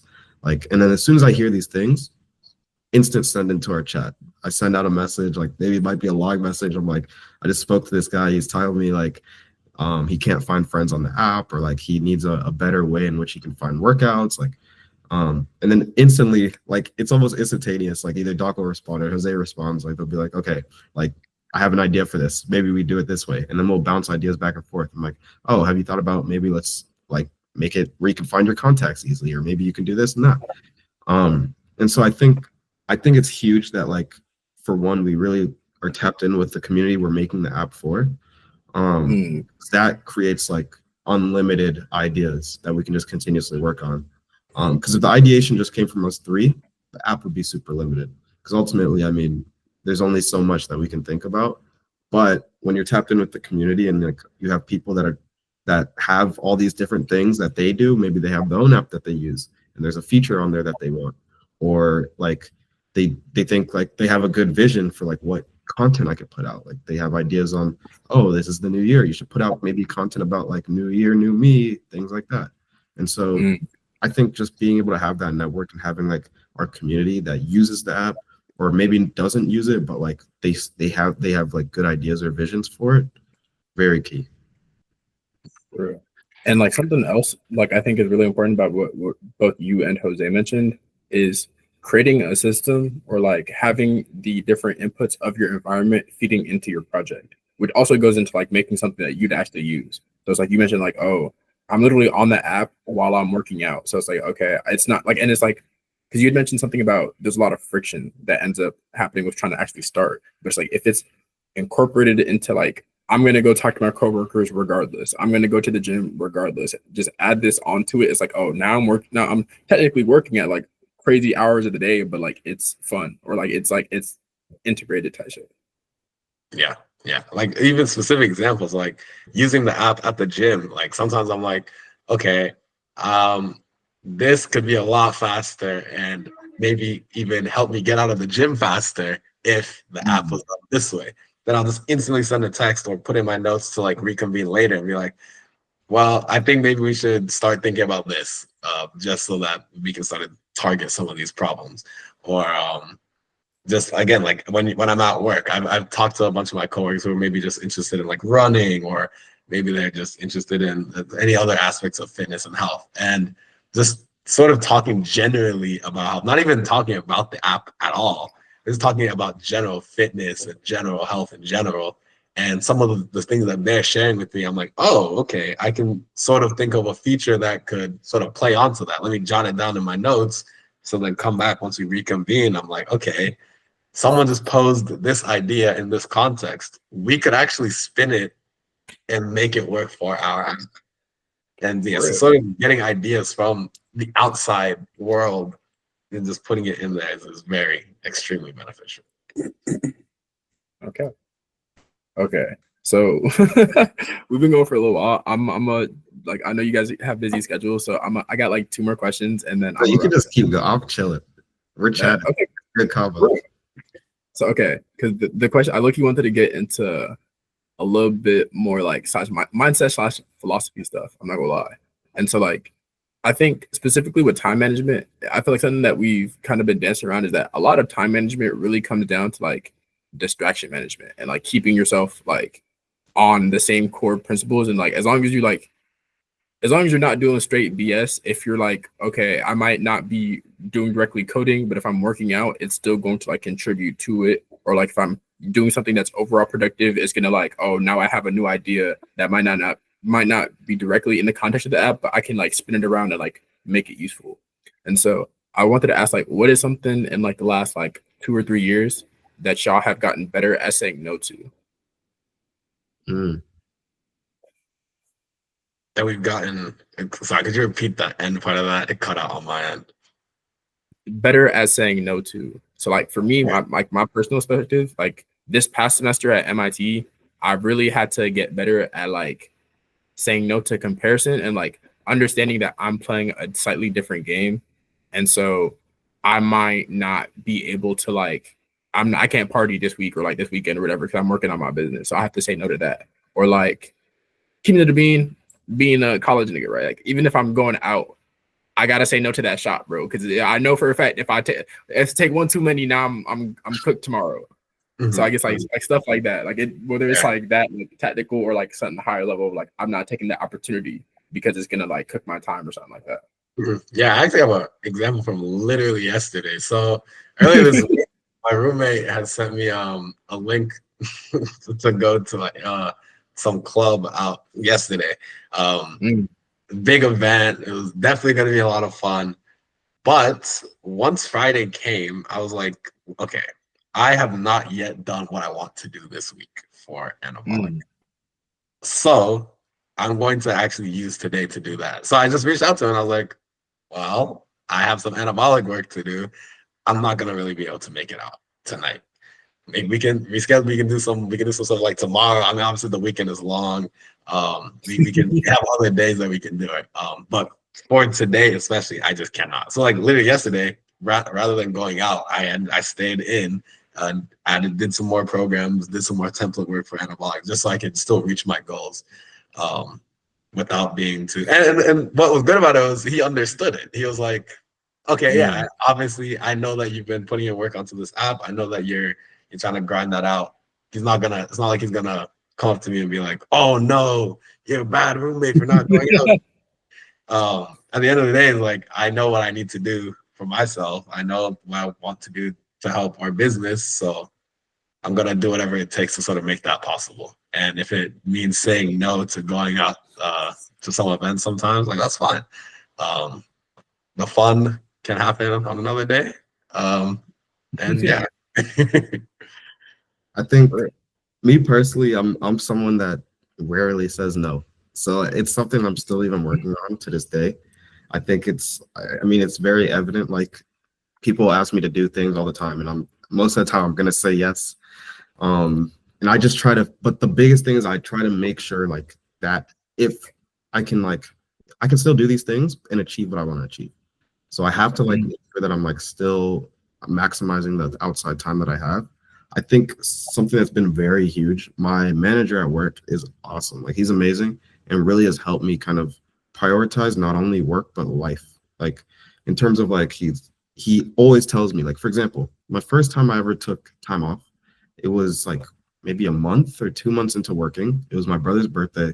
So I was going to fly over to San Francisco and hang out with him for the weekend. So I was like really nervous about this because I've only been working for 2 months.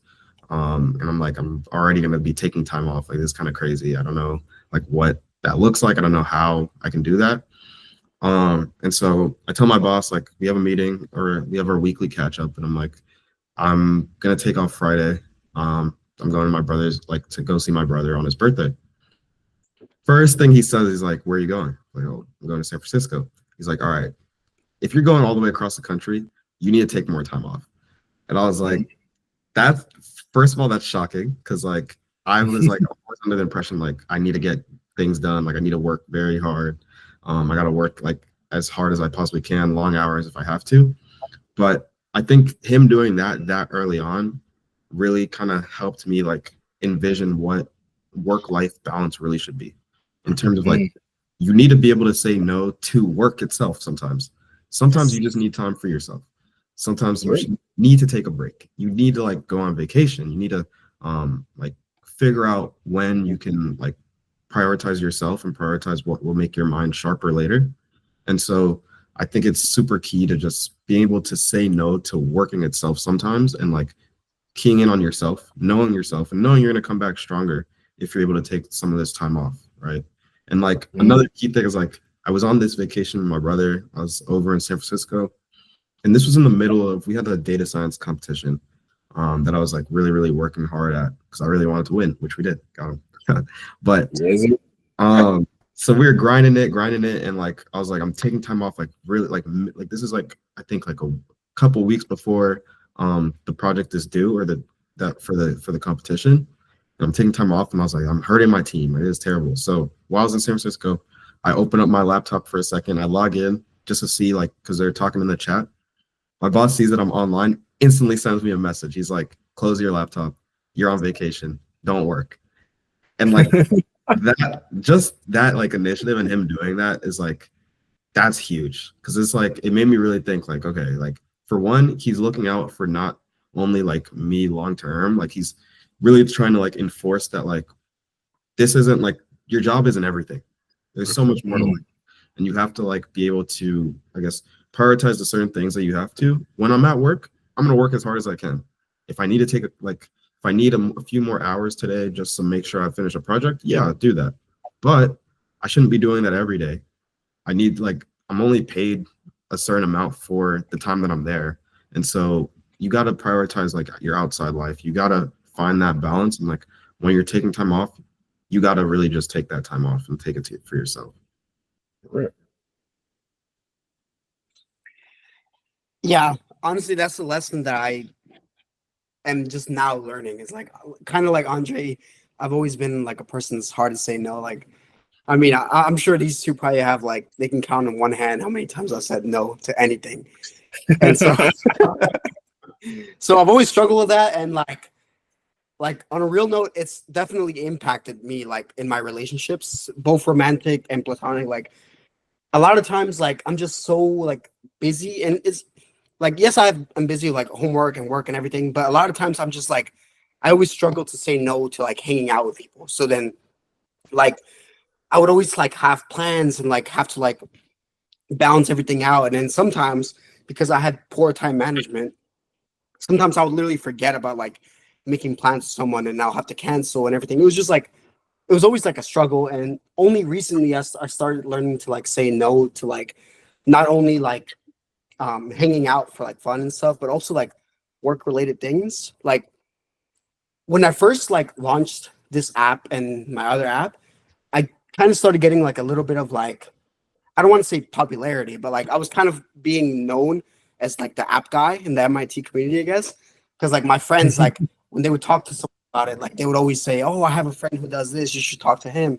And like so many people would text me, and at first it was like cool because it was like, "Oh, this is cool." Like I like being like the resource for this because like it makes me feel good about like what I'm saying, and then people like my products, like they want like my advice, but I was always like struggling to like say no. So like at first I was always like I was basically just like doing a lot of freelance work for people, which like they were like, "Oh, I want to make an app." And I was like, "Oh, that's cool. Let's meet." And they would tell me, and then it would always end up me being basically just like me doing all the work.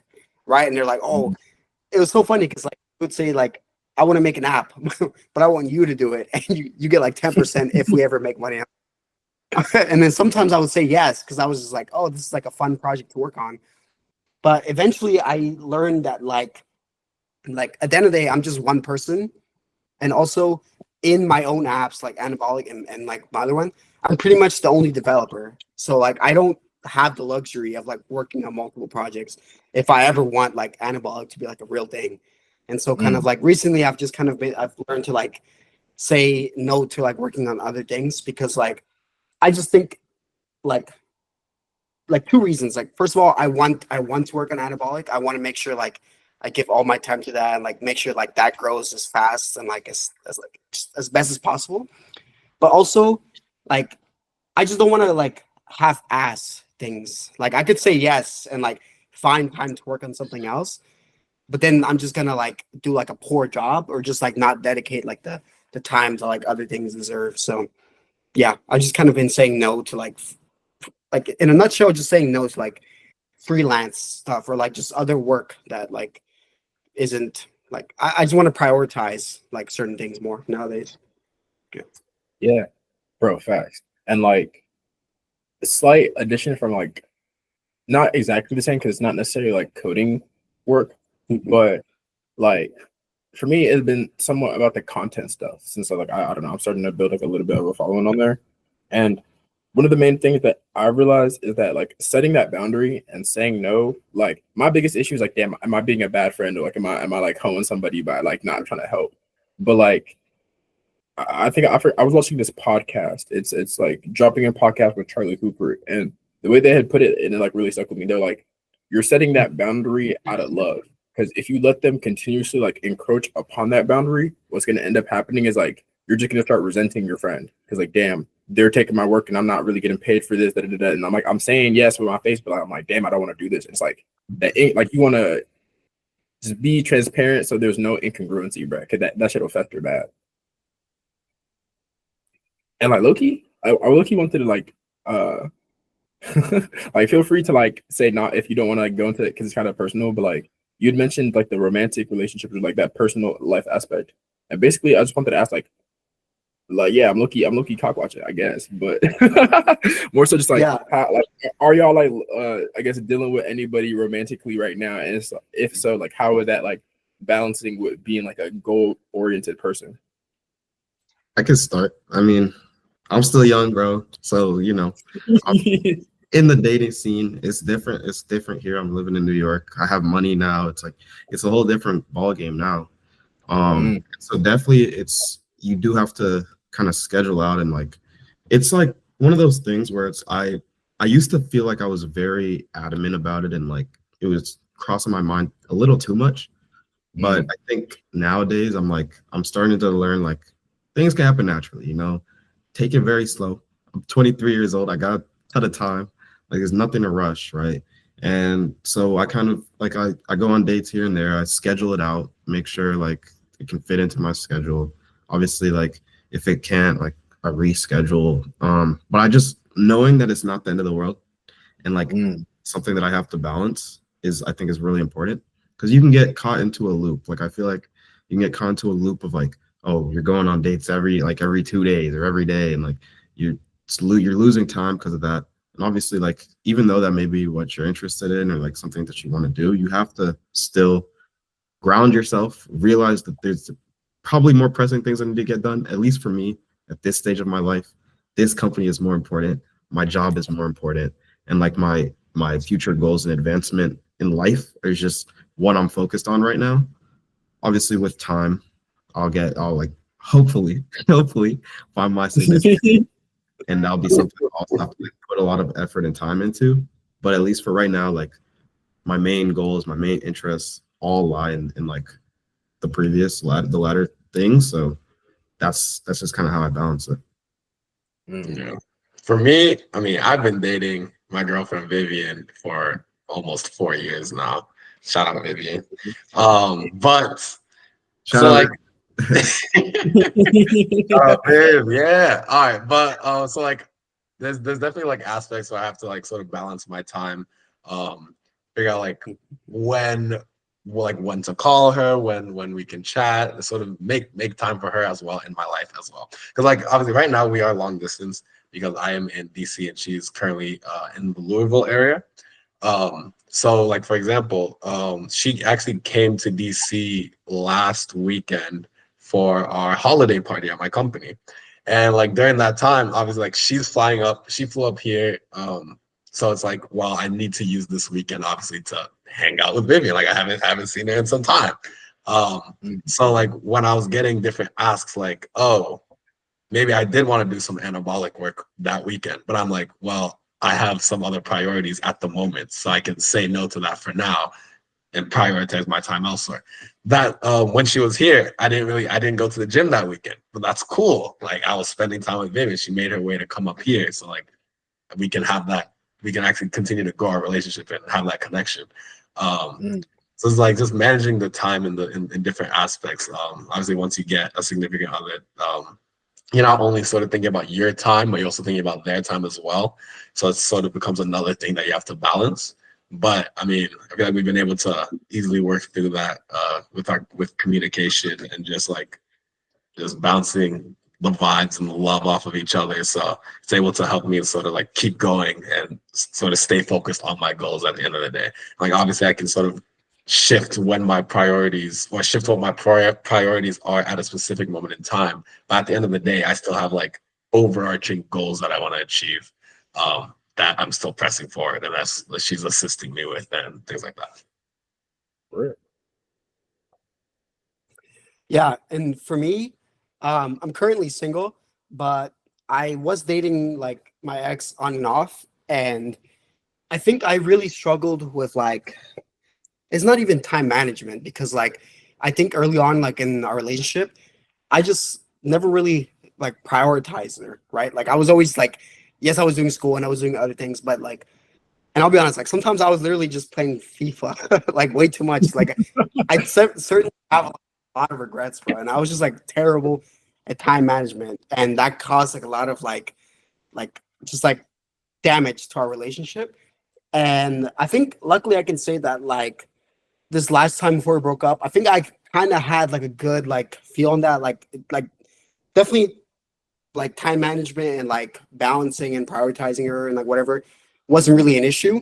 I think at that point there was just so much other issues and so much other like things that like essentially like that last relationship ended for things other than that. But I do recognize that like time management and like just balancing things has like been an issue for me like in the past and stuff. And yeah, I think I like more or less have a sense of that, but like yeah, so just some other shit happened basically. But I am single like Andre now. I feel like me and Jose both, we've had a very similar kind of situation in the sense that like when we were in relationships, it kind of derailed a lot of my like outside life, like the life that I was living prior to. I think Doc was a model of how to juggle both. Because for me, when I was in my previous relationship, it was very difficult for me to do. Like I do a lot of things. Especially when I was in school, like I was doing just so many things. I was running the UA. I was in my fraternity. Like I'm a lead. I was pretty much a pretty core leader and core member of our fraternity. I was like doing my Europs. I was a TA. Like I had a lot of things to juggle. And so it was really, really hard to really like make time for somebody and like also still do all these things on the outside.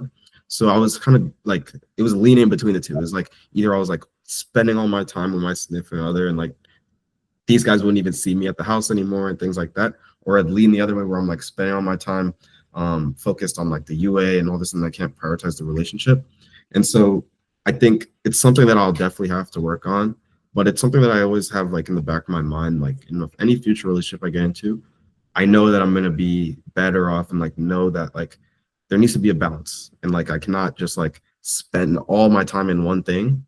I got to balance it out. I got to figure out when there's time for them and when there's time for me, especially while I'm still young. Is like, I think it's very, very important that I like kind of distance all these, like put all these different things in buckets so I can like continuously advance. Because honestly, like if I had a significant other, like they were there, like I had to think about them 24/7, like they were living with me at this point in time, like it would just be very complicated. It'd be too much. It's like overstimulation at that point. And I think it's important, like especially for us to grow the business, for me to advance in my day-to-day job, and for me to stick to my health fitness goals, for me to like all these things are different buckets. And it's like a matter of just being able to prioritize all of them at appropriate times and finding that balance in order to, I guess, just live a sustainable life. Loki, like to that timing point. Yeah, this I guess like just general like overall, I guess like life trajectory. Like you mentioned, like things come up, things happen. But if you could have things go like ideally your way, like when would y'all like want to be like settling down and or like having kids type beat? It's a good question. I feel like I'm reaching the age where people are starting to ask me that a lot. And it's like I feel like I'm still 16 though. Like what are we talking about? But I mean, for me at this point, it's all just a function of it'll just play out how it plays out. I think in terms of like kids and stuff, like that point, it's just a matter of how things go within the next like 5 years, really. I'd say I'll give myself like a 5 years from today is when I'll really start thinking about like that big future, like start having family or like getting married and all of those things. But I think this time right now is essential for me to just lock in on work, business, and like health and fitness. And I think this is like the most opportune time because people always say it when you're young, you could take the biggest risks and it's not going to have that much impact later. Once I have a family, it's like that's what you really have to focus on, and like everything revolves around that. If I have a family, I can't just start a business and like not have a day-to-day job and like have money coming in that's like supporting my kids and all of those things. So like right now is really the time that you have to lock in, and like if you have ideas, you got to go for it. If you get an opportunity, you have to go for it. And like risk, you just have to take it, because when else am I going to get this opportunity again? That's why, like me personally, like I don't know. I feel like I'm slightly like leaning more towards later. Like I'm thinking like, bro, 30 plus. Specifically, just because like I also think like with that point of like, oh, there's a lot of like I'm of the philosophy that if or when I do have kids, that should become my full-time job. Just because like the fucking like the situation I came up in was not the case. Like my dad was low-key a bum. And so I'm like, bro, if I'm ever going to have a kid, I one need to make sure I have the time and like space and energy to actually like support that child. And in addition to that, like the reason why I also want to put it off to later is because I feel like a lot of people have a bunch of internalized like trauma and or like issues that they don't work through before they go have a child. And then you're just gonna pass that shit right on to little homie. And I'm like, bro, there's a lot of internal shit I need to fix first. Yeah, I completely agree with that. Yeah, I mean, like me and Vivian are still like obviously the early stages of our like professional development. So like we're obviously not gonna try and like be super hasty and like settle into things like right now, right?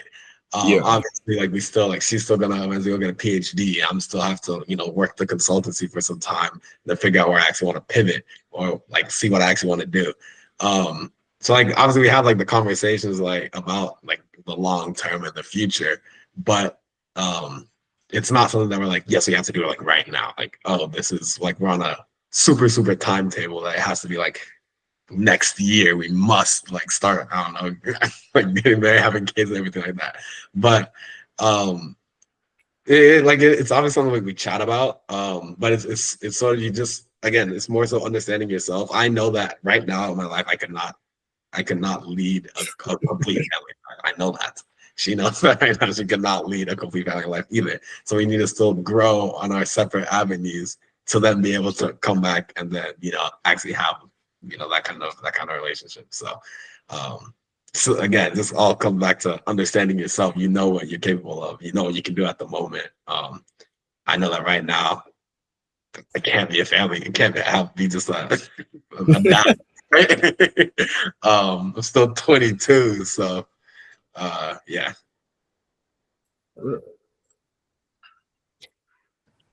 Loki, to that point of like just for me, I guess. mm, Oh, I'll just be quick.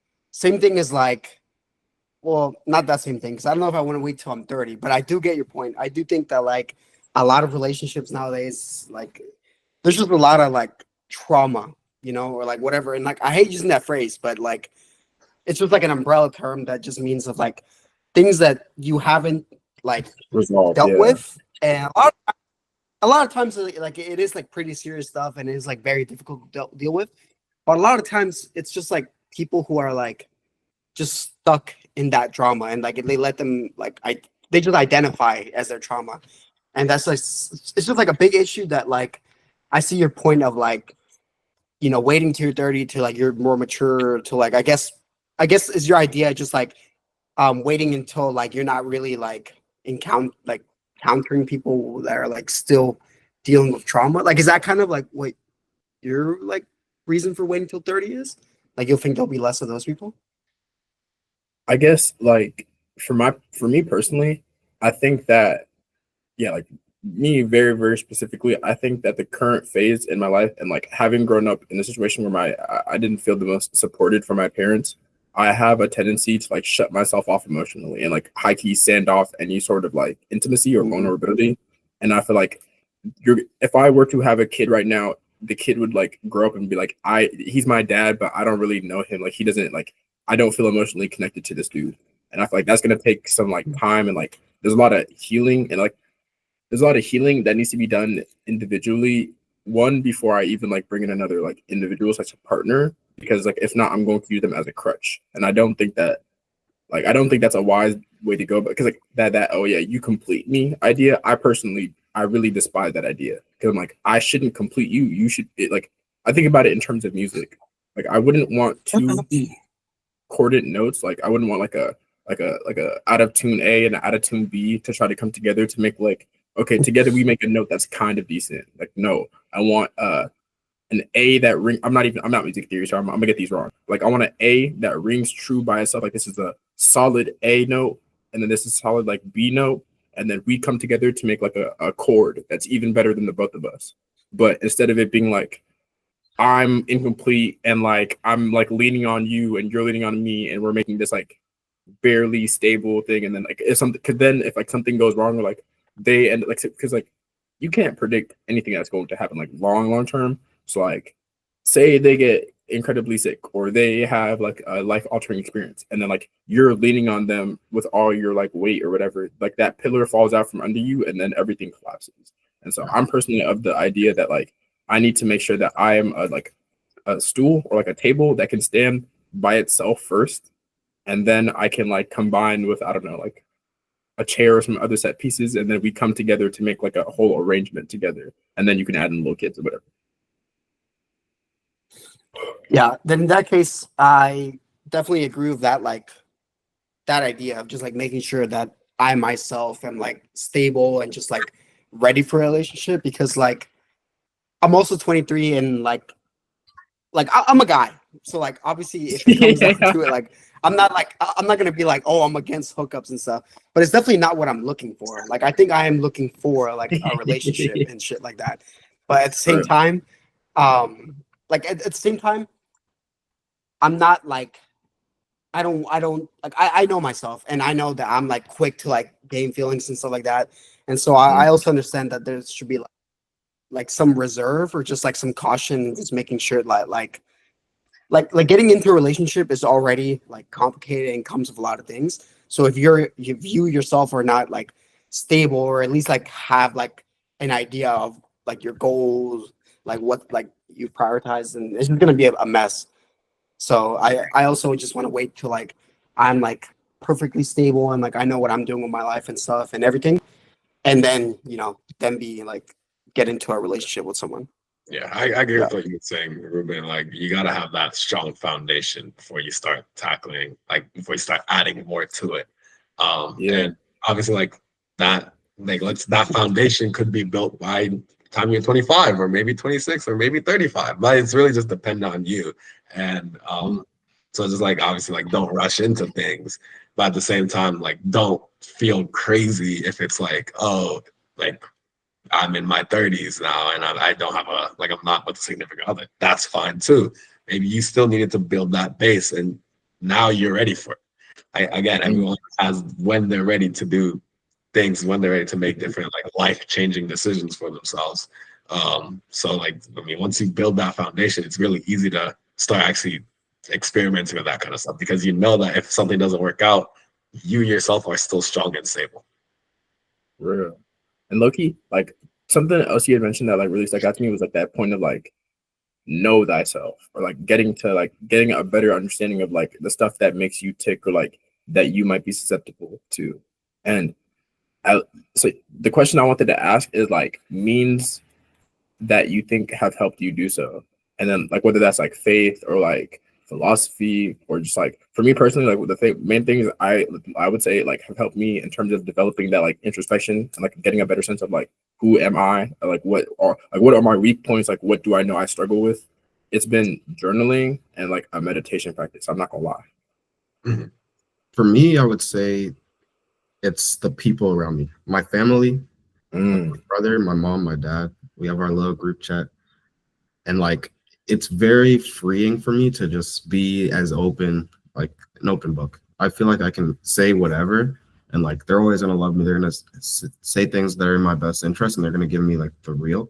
I think I really lean on them a lot, but not only them, but also like I have some really core friends that like I talk to almost every day, and like I just tell them like about what's going on, what's happening in my day, like how I'm feeling, like, and they're always there to respond. And I have a few people that are like that I feel like I talk to for that, and then my family as well. And I think that's what kind of keeps me going. Otherwise, like things can get very tough sometimes. Like that's just how life goes. But like being able to then like just express that and like have people that are always going to be supporting you and behind you, good, bad, whatever, I think is the key. Yeah, that's the point. Is super strong. Like if you follow like my brother on Instagram, for example, the dude will always post Instagram stories about like our family group chat, and we'll just be trolling on there, all of us together. And it's like we have that support there that sort of helps me, keep my mindset going and stay rooted in what I want to do. And then similar to what Andre was saying, I also have like the community of friends that I've surrounded myself with, and just the people I surround myself with in general. It's like I know that they themselves have their own goals and aspirations they want to reach. I support them. They're also supporting me. So like I always have something that I can fall back to if something is getting a little shaky, I always have someone I can sort of chat with and share any problems or give some feedback or shine a light on something. That having that strong support group to help yourself is really key. And then like I've also tested like also just the ones like I've dabbled in the journaling. I've dabbled in a bunch of other aspects like that, just sort of to see what works best for me. Honestly, for me, it's just having that overall positive mindset. I think one thing you'll learn is if you like get to know me for real, it's like I'm not a negative person. Like I really have a positive. I'm always like smiling and everything. I always have a positive view on like the way life is going. Obviously, I know that it's not like the world is perfect, but I feel like sort of having that positive mindset that things can change, things can be better. It has sort of helped me, especially. And I think something that also helps me is I like diversify my friends and people to like for different things. So it just depends. Cause like, for example, there's certain things that I'm not going to tell my parents and like my brother and my family. There's certain, like, I just don't feel like they're the right people to come to with. There's certain things like I have specific friends I feel like that kind of can fill in for how I'm like, what's going on. For example, like when I was having relationship issues, I came to Dankwa. Like I was like, bro, like this is what's going on. Like I don't know what to do. Like things were really tough. But like when you have like those core people that you like know are gonna be there for you, like those people that you know like for life, they're gonna be there for you. You can like kind of spread it out, and I can like, if whenever a certain situation happens, there's someone there that I know is gonna like be acting in my best interest and like really there to help me. So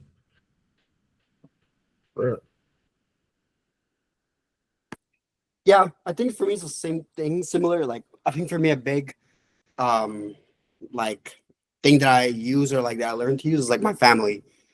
It's like basically with everyone, like they're always gonna be there, and like sure you'll have drama with them, but like they're not just gonna leave, And luckily, I'm like very lucky that I'm very close to my family, and like we all love each other and everything. So like during my last breakup, like it was hard, but like my parents and my little brother and even my dog, like my dog is like I love my dog. And it was so chill because I was like just about to get sad, and I remember he like ran to me and shit, and I literally like hugged him, and I was like, damn, this dude's like, like why am I gonna be sad? Like I might as well like spend time with him. Like he's always gonna be like, I don't know, man. I just love dogs because like you walk in and the dog is always happy. It's just like it's so happy to see you. And so I'm just like, damn, bro. Like I'm selling if I'm over here sad, and he's like happy.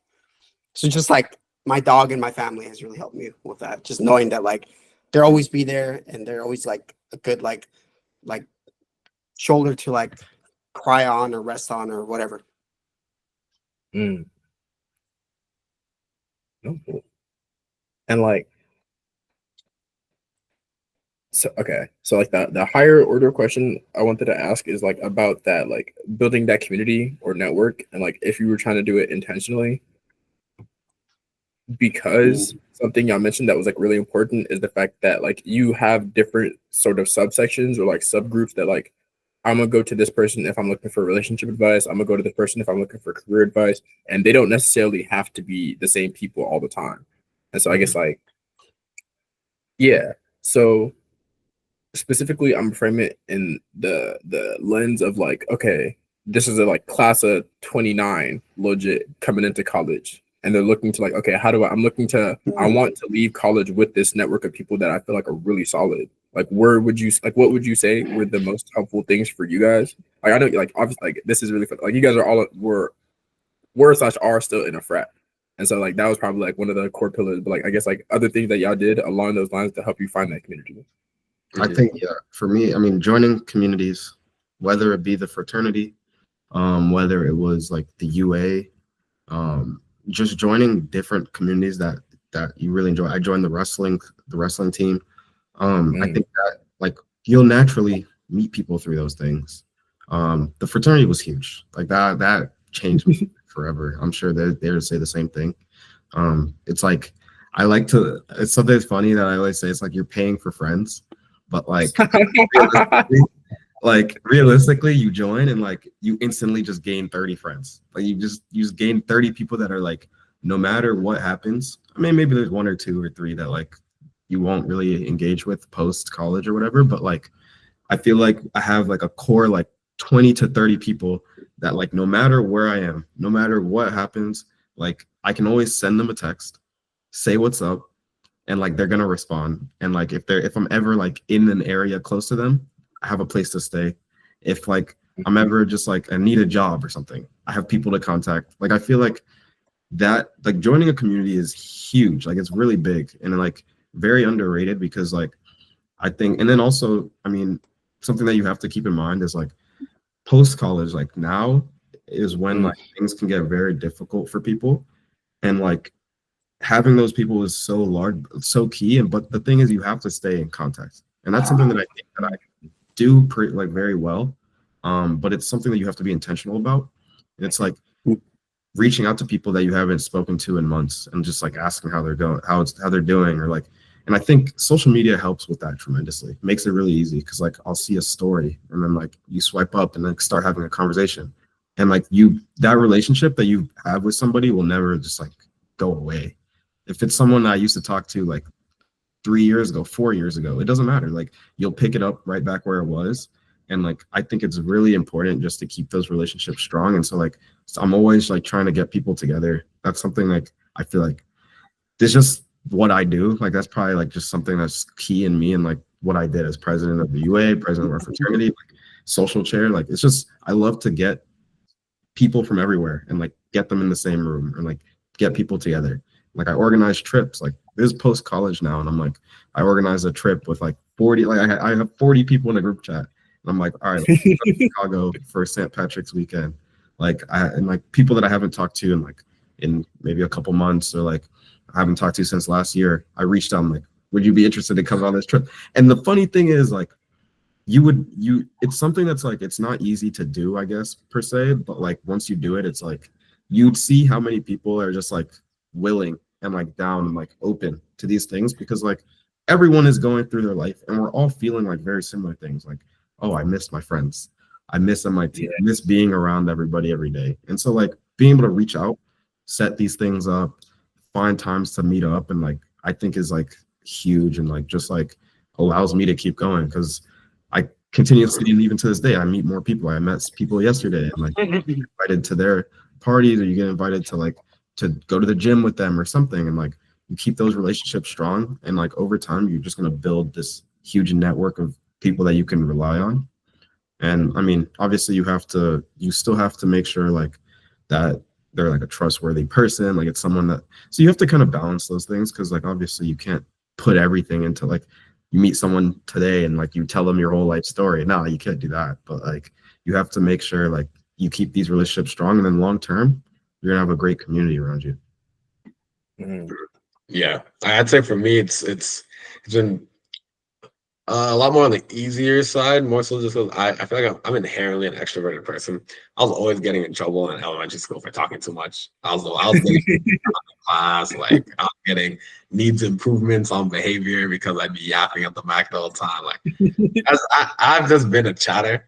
So for me, it's been like really easy to sort of just like insert myself into diverse groups of people and sort of just like meet other people and see how their worldview is maybe different from mine, and just been able to like connect and network with a bunch of people. And then in doing so, while you realize that like everyone is different from you, you also realize that a lot of people are the same as you, and like a lot of people have similar beliefs, similar mindsets, similar goals and aspirations. So then in like meeting a bunch of new people and being always open and willing to learn more about people and their actual true stories and stuff like that, you're able to connect with them on a deeper level, but also you're able to sort of, I think, understand the world itself better.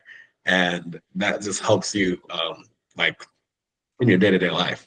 Now I'd say I think I mentioned earlier at the beginning that my dad has sort of ingrained into me the fact that networking is key. And I think what has sort of is what made that really strong for me is the sense that my dad will say he is inherently an introvert, but anyone who meets him would not think that. Everyone will always think that he's an extroverted person. Like you'll think that he's always been an outgoing guy. That's just not the case though. Like he's told me that he's made the effort to meet a bunch of, he's made the effort to network and diversify the people he's around and do all of that stuff so that he can just learn about the world, get better, just get more knowledgeable about different people, different emotions of what people are going through, so that you can actually relate to people better. And then in doing so, like honestly, the most random person could help you in so many more ways than you think. You just have to just reach out and just start chatting. Like honestly, I've been in Uber drives where the Uber driver will just start chatting with me, and then we'll be going on, and it'll be a really, really strong and powerful conversation. And like I feel like we both leave that like 15-minute ride having a better mindset about the world in general, and now and just being always open to doing that, meeting new people. Obviously, like joining the fraternity was huge because again, that instant like 30 people that you just got to surround yourself with, and then the additional like other members of other fraternities that you also got to connect with just by joining that one, right?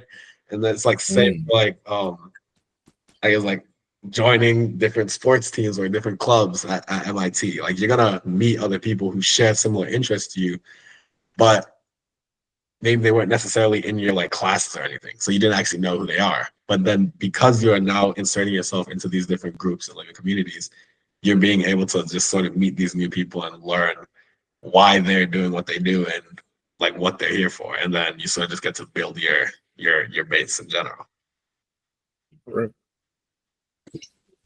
I think like obviously we were all in the same fraternity, so we can all like kind of talk about it.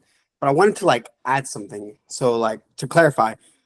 So yes, I think you should join the fraternity because like I think it's like a great like opportunity and whatever. But at the same time, like joining a fraternity or joining like any community doesn't mean I'll use like fraternity as an example, but like joining a fraternity doesn't mean that you're gonna be like stuck in that like group of people, right? It's not like you're gonna be like isolating yourself to only fraternities. Like you shouldn't go into it with that mindset, and you shouldn't like live like that. Like I think the key to like actually like getting the most out of any community you join is to like not get stuck in that community. Like if you join the swim team and all you ever do is hang out with people in the swim team and hang at the pool and then like at the like you're never gonna really like grow or like, and then you're just gonna end up talking about stuff with that community, like about swimming or like whatever. So I think like something you should do is like if you join a fraternity, and like it's not something you should do. It's like to clarify, when you join a fraternity and you meet people, like it's not like you're meeting them and all you're ever gonna do is talk about like the fraternity. You're meeting like people as a person.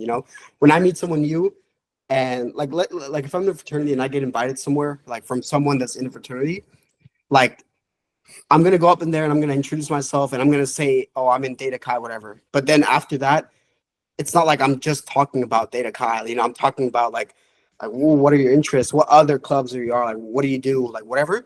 And you just end up like basically networking. So I think like it's just important to like when you meet people to always talk to them like as a person and don't always like try to like group them into something, right?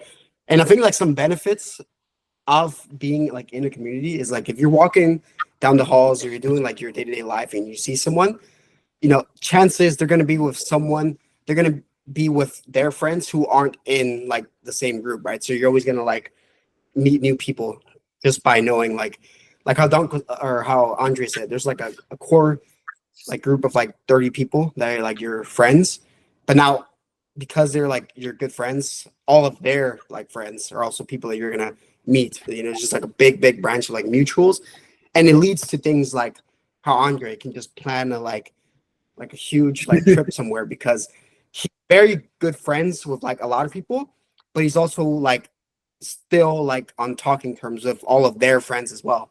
Like you just have like a huge network of people. Yeah.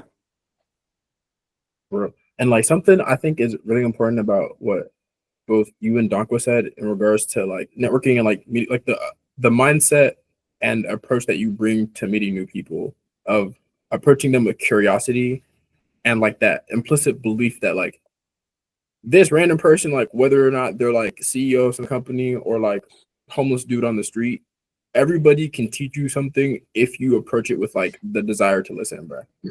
And I'm gonna be honest, like I'm saying that like I'm preaching it or whatever, but I'm definitely guilty. Especially, okay, Loki. I'm gonna talk about it real quick, but like MIT in particular seems like a kind of like a white bread sort of community, especially compared to like where I'm from, because like I'm from like a lower income part of South Florida, and so like keeping it to be my thin slice, like this is like something I'm working on, but my thin slice is like, oh, this is a nerd nigga. And so it's like you have to like get like being able to extend that. You're like, okay, sure, you might just think of them as like, oh, they just do math, but like, bro, you let him talk, or like you ask them about the right thing, bro. Find out dude loves basketball too, or like y'all both really connect over like anime or like whatever like random niche topic. But it's like you have to be able, you have to give people the chance to like show that you guys are connected. But if you're always like, nah, he not gonna get it, or like, nah, it ain't worth it, it's like, dang, now everybody's boring to you. It's like, yeah, gotta have that mindset, especially at MIT. It's like at the end of the day, we're all at MIT. We're all nerds, right? We all like math. That's why we're here. So it's like you can't really just look at someone and be like, nah, I don't think I'd want to ever talk to them because they just seem like a complete nerd. I mean, you're also a nerd. Like, we're the same person. It's a difficult skill, I think. It's not like, it's something I think everyone should work on and try to do. 'Cause I think it really helps you long term, but it's definitely not like, I wouldn't say it's like it's just super easy. It's hard. Like you have to put yourself out there. You're being vulnerable. Like you have to be able to just talk to someone that's like, maybe they don't look like they want to talk to you, but you have to be able to just put a foot forward, like ask them about what they enjoy, ask them their personal life, try to find those connections. And then like from there, I mean, if they don't want to be friends with you or they're not interested, like that's okay. You go on, like you'll meet other people. But just putting that foot forward and like making that first step, I think is big. It's very tough sometimes, but like it can lead you to so many different opportunities, I feel like. And that's something that I like throughout college, especially. I think I did that a lot. I mean, that's honestly how I became the UA president. Like it was through me just like it would be like a Wednesday, and like at Sigma Chi would have like an event, and I'm like, all right, Jose, let's go. Like it's Wednesday, it's Wednesday night. I know we have class tomorrow, but like there's an opportunity to meet people. Like we can branch out. Like even necessarily, I wouldn't be thinking that mindset per se. Like it's just like naturally, I'm like, I know I have class tomorrow. Maybe I have homework that's due. I'm gonna make sure this gets done so that I can go to this event. I can meet new people. I can like branch out. And also just have a fun time. And so like I think in general, it's like you gotta put yourself out there. You just have to. Although like some people are gonna hate on it, even like when it comes to social media, for example. What you do, Ruben, is super inspiring. Like you put yourself out there. Like it doesn't matter. You don't care what people like. You're rapping on Instagram. You're putting out like you're putting out inspirational content for people, and it's like a lot of people like initially their reaction will be like, oh, I'll never do something like that. Like I don't want people to know about my personal life, or like I don't want people to think about me in some way, shape, or form. But once you kind of break that down and like you get out of the mindset of like you care about what other people are thinking, you can truly just do what you want to do, and like it'll make you just long term, like you'll just feel better. Because like for me personally, I used to really be a like heavy thinker, and like, should I put this on my story? I don't know if I'm comfortable with like people seeing this, or like should I do that? Like should I put that on LinkedIn? Like should I do this and that? It's my own life. At the end of the day, it's my life. It's my profile.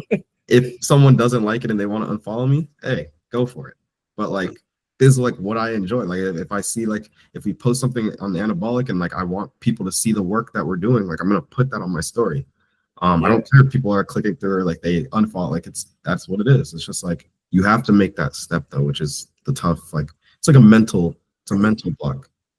Yeah. I think going back to, I think like just being open to meeting new people, it's like you're never gonna learn something about someone without actually talking to them. Like You can't really Yeah. just look at someone and be like, "Oh, these are definitely their interests." Yeah, honestly, you wouldn't just Yeah. look at me, for example, and be like, "Oh yeah, Dankwa loves anime and he loves playing League of Legends." No, you're not. You're not just gonna say that when I just walk into a room. You would only know that if you actually like had that conversation with me, and then the sort of we got to that, right? So it's even just little things like that in terms of like the types of games I play. Like you wouldn't know that until you actually got to know me, and then like with that you're able to sort of connect on a lot deeper levels than what you would have originally thought. And like low-key to that point about like the content creation stuff and like that, because I'm not gonna lie, it's tomorrow, like January 19th, 2024 was the first day I ever posted a video on like my Instagram page. And I remember like I have like to that point of like the journaling stuff, I have my journal entries of like the week, because I had the video in my phone for like a week sitting there like, dang, should I post it? Nah, this feels corny. Da, da, da, da, da. And like I remember the day I actually posted it, I remember mentioning to myself like, oh, this is okay, like a milestone / like a watershed moment for me. And like fast forwarding to a year later, bro, the amount of opportunities that I've gotten in like contact with, like the people that I've gotten in contact with that I would have never even like crossed radars or crossed paths with, were only made possible by the fact that I took that first step to put myself out there. And like another important principle is like low key, like you mentioned, like, oh yeah, they might unfollow me or something like that, or they might think it's corny. And like that's a risk you got to be able to take. And the way that I've low key been like trying to like, because mind you, like even to this day, like you get over it, I guess, but like it doesn't completely, like that anxiety never completely goes away. And it's about like managing it and like building up that, I guess, sack of undeniable proof, like I can, like this isn't gonna kill me. But even then, like one of the ways that I like keep myself in that mindset is by like the mantra I go back to a lot is like you have to be polarizing in order to be magnetic. Like if it's like think about like a little bar magnet, bro. If you're a North Pole, you're going to push away other North Poles or whatever. But like you need to be able to do that if you want to be able to attract like the South Poles or like the people that really like, okay, like yeah, like you don't like anime, so you're gonna leave, but like this person who does, like now we're like these versus if like, because like when I first started, I remember because like a shift in my content happened when I like made the decision of like, okay, I can be this like, oh, I'm only giving study tips type dude, or like oh, here's how you like study faster or whatever. But then I'm like, realistically, like everybody does this, or like it doesn't differentiate me or doesn't feel particularly like mine until I start like infusing stuff with like my genuine personality and the things that make me particularly myself. And I saw a drop off at first of like, I didn't come here for this, so I'm leaving. But then it's therefore like attracted some of my most like ardent supporters. And like I've met people that I have a really high like, not certainty, because you can't be certain about anything, but I have a pretty like good feeling that they're probably going to be around for like some decades, bro. And it's like they only like, because like there's like some Harvard grad, like it's my homeboy Reggie, like he's a Harvard alum, went to just finished his master's in biomed at Columbia, and the only reason he even knows who I am is because he had seen one of my reels and then reached out through like the DMs. And I was like, I don't know, bro, like that if I could give any, I guess like you stand to gain way more than you lose by like expressing yourself, bro. Mm-hmm. Yeah, 100%. And then Loki, like with that, do y'all have? Yeah, because you mentioned like, oh, you might not know that you're into anime or like League of Legends unless you had to ask you. So I guess like, what's like a unusual or like an interest that you think people might not have like wouldn't expect from you like on first glance? Dankwa could take that first. Well, I feel like I've shared mine. I mean, I play League of Legends a lot. Like, it's just one of my interests. I'm really tapped into anime. I have been for a really long time. I would watch like Naruto when it was releasing, right? Like, I was watching it. I was really tapped in. So I mean, like definitely those two specifically. I mean, What's your go anime? like go anime, oh, we can have a long conversation. I don't have a go. You know what? Real quick, I'm gonna share my top five. My top five of all time. I would highly recommend to watch. Obviously, I'm not gonna put Naruto in there. I say it's unrankable because it was like my first ever anime, so I had a little special. But I'm gonna go Full Metal Alchemist Brotherhood, Elite. Attack on Titan, Elite. Death Note, Code Geass, and Monster. Those five golden anime. So check it out. Let me know. We can have some discussions. But there you go. That's not crazy. I think out of those, the only one I wasn't familiar with is Monster. Like the Code Geass one, that's deep cut. I'm not gonna lie. I need to watch it for real. All right. I'm gonna hop on that pirated method now. I'm not gonna lie. Dankwa, do you have Netflix? Yeah. You should watch Pluto. It's by the same I manga. watch it. Same. Yeah. Also amazing. Yeah. I'm telling you, I have a whole list in my notes of like a bunch of anime I've just straight up watched. Like, bro, Pete, bro. All right. I've been watching. I'm tapped in. Yeah. So, like Dankwa, I also watch anime, and I don't know. I think a lot of the things I do are like, obvious. Like I play FIFA, but I'm Mexican, so it runs in the blood.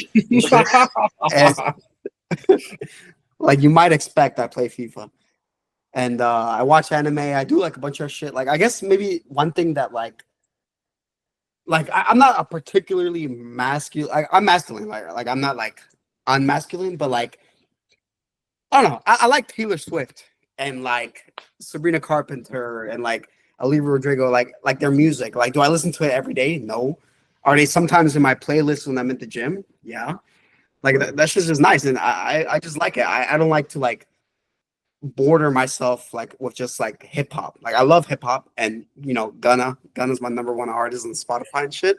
Yes, but like I also fuck around with some indie shit. Some like I also fuck with country sometimes. Like I just definitely like have like a wide range of like music that I listen to, and I don't like let myself just be like contained to like the thing that that someone would expect just by looking at me.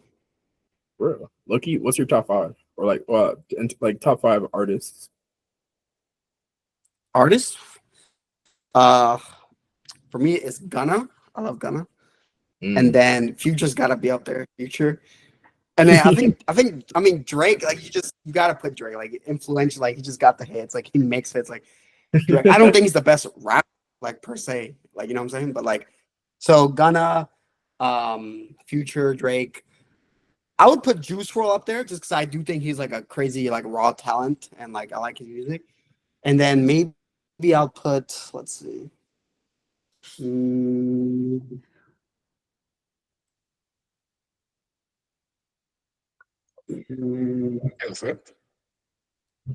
Yeah, spin on that. It's because there's so many that like I'm like, do I want to fit them in the last spot and shit? I don't know, bro. I'm a big fan of Kodak Black. I just love Kodak Black. Like he has some like that's what I'm saying. He's underrated. 6th Sense, bro. Project Baby. I love it.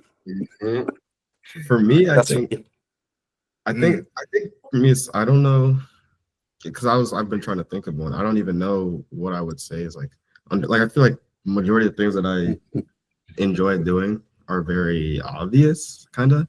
I mean, I'll go into them. Like, I guess they're not too obvious. Like, I guess you wouldn't, if you just saw me on the street, you wouldn't know. But I guess for one, I love video games. Like, I love video games. Jose knows this. I used to be able to beat him in FIFA all the time. Training arc. And then I locked in. Like, I can still catch him here and there. You know what I'm saying? Like, I love video games. So, like, I mean, I don't play them as much, but when I was a kid, that was what I would do all the time. So, like, 2K, FIFA, Madden. It don't matter, like any game, like honestly any game. I think especially a game with a controller, like I'm gonna be pretty good at it probably from base, just because I played a lot. So that's something that I love. I love rock climbing. I don't get to do it as often as I used to, just because getting to like gym memberships are pretty expensive, and I just don't have as much time, I feel like, to go do it. But whenever I get a chance, something I love to do. Obviously, we all love fitness. We have Anabolic. And then I love sports. Like, I'm a huge sports fan. So like, I watch. It doesn't matter. Like, honestly, it doesn't matter the sport, but I'm very tapped in. Like, I love my Falcons, Hawks, the Braves, even when they're winning. But I'm a huge fan, huge Manchester United fan. And yeah, so I'll always watch sports. That's like, I'm always tapped. I got the stats pulled up. I got like I always got the notifications on Twitter. I got Woj bombs going. Yeah, so I'm super tapped into sports for sure. Actually, my next project, I was telling at Dankwa, but my next project I want to do is make a sports betting algorithm. Really? Yeah. Like 100%. Recently, I've been sports betting here and there. Like, I'm not addicted, so I'm not going crazy, and I only put a little bit of money. But I truly love sports betting. I feel like it's hella fun. So I think my next project after Anabolic blows up, I'm gonna try and create a little sports betting algorithm and see how good I can make it. Yeah.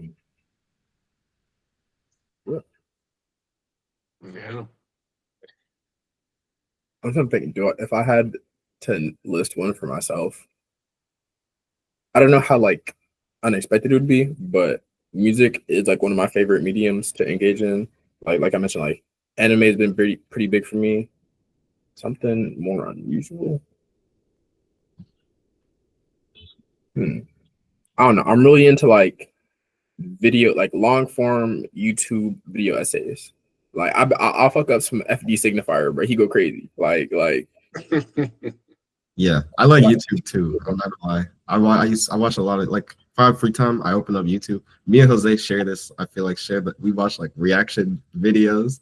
So like Law Twiz, like there's a ton of different reactors out there. Cash Nasty, like there's people like Flight Reacts and stuff. Like I watch a lot of YouTube growing up, and so like every here and there. I'll put Zias on there.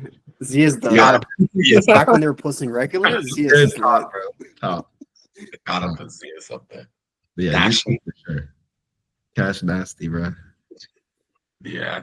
Definitely a lot of left field things like you just wouldn't expect. Like, I think one that gets people off guard a lot. I was a Boy Scout. I actually an Eagle Scout. I did not know that.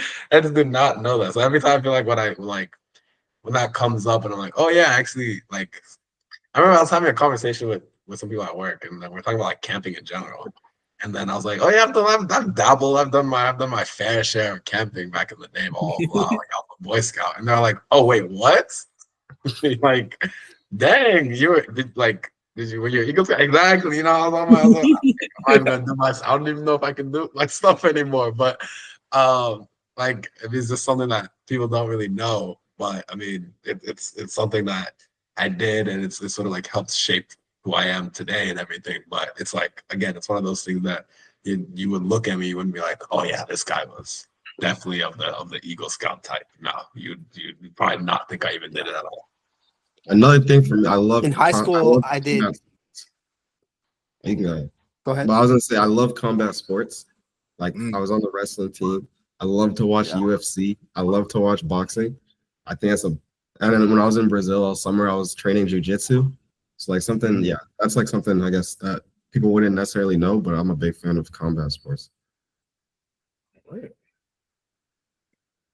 you finna say? I was gonna say kind of similar to Dankwa. I was not a scout, but I was a JROTC in high school. Yeah.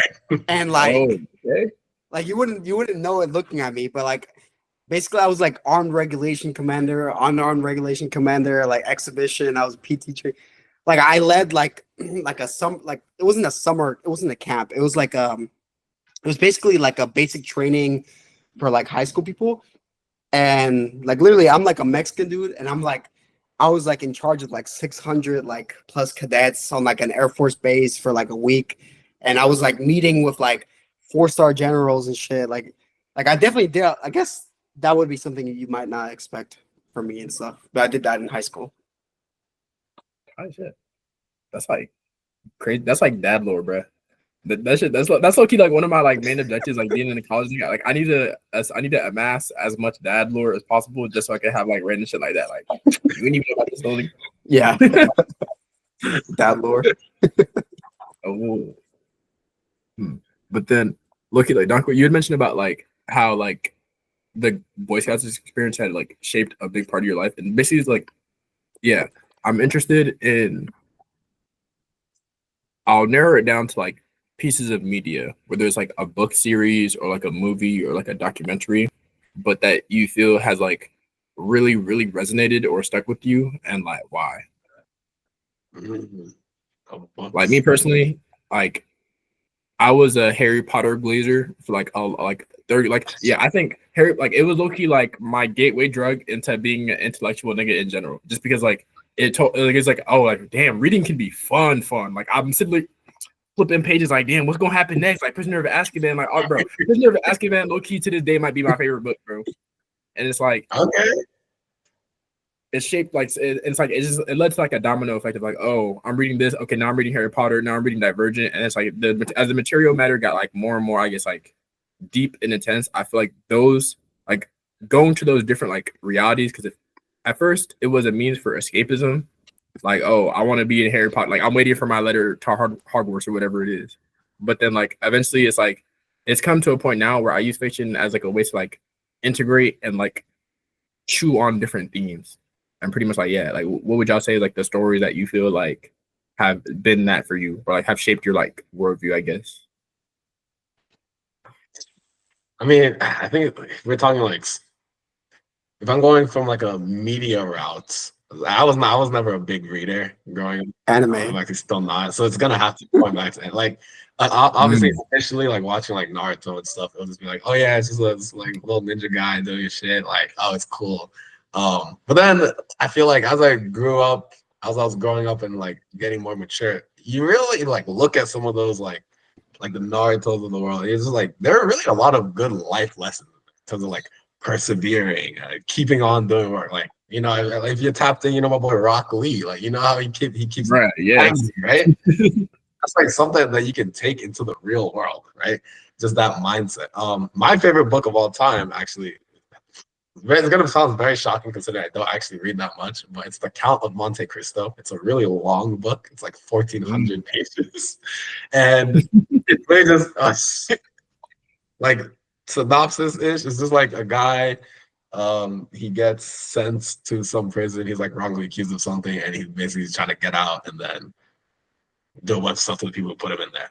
And even like a book like that, it's sort of like just like that mindset of, oh yes, I know what is in store for me in life. I can keep on pushing for something. Or like, oh, even though the times are really hard, I can do X, Y, and Z to persevere and push through. Like, I feel like in all types of like fiction, especially, there's a lot of life lessons rooted in there that you can help like sort of grow and shape your outlook and mindset on life.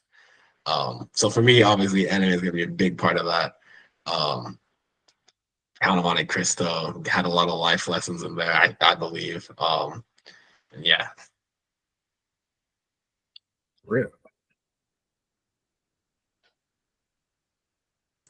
I think for me it's like I definitely have not read a lot of books that I wasn't forced to.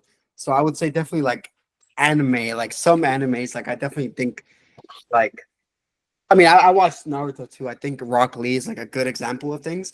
But like I feel like in every anime, or at least in a lot of animes, there's always like a character they can relate to, whether it's like the one that doesn't have power but still, you know, got strong or whatever, or like someone who like maybe wasn't like particularly smart, but then they like had a training arc, whatever, and now they're like a strategist. Like there's so many examples in like anime and like shows and like whatever. And like Banco said, like a lot of like quote unquote kids shows are a lot of times like deeper than what they like first appear as, or as like how you remember them. Because like it's just like depending on what mindset you're in or how you are as a person when you're watching them, you can get like different things. Like if you're just a kid and you're just like in it for the fun, then it might just be like an action like anime, right? But if you're like an adult, you could see like all the things that like led up to it, or like what like things that like, you know, like just like the underlying like context of things. And I think that there's a lot of things you can learn and like lessons and stuff.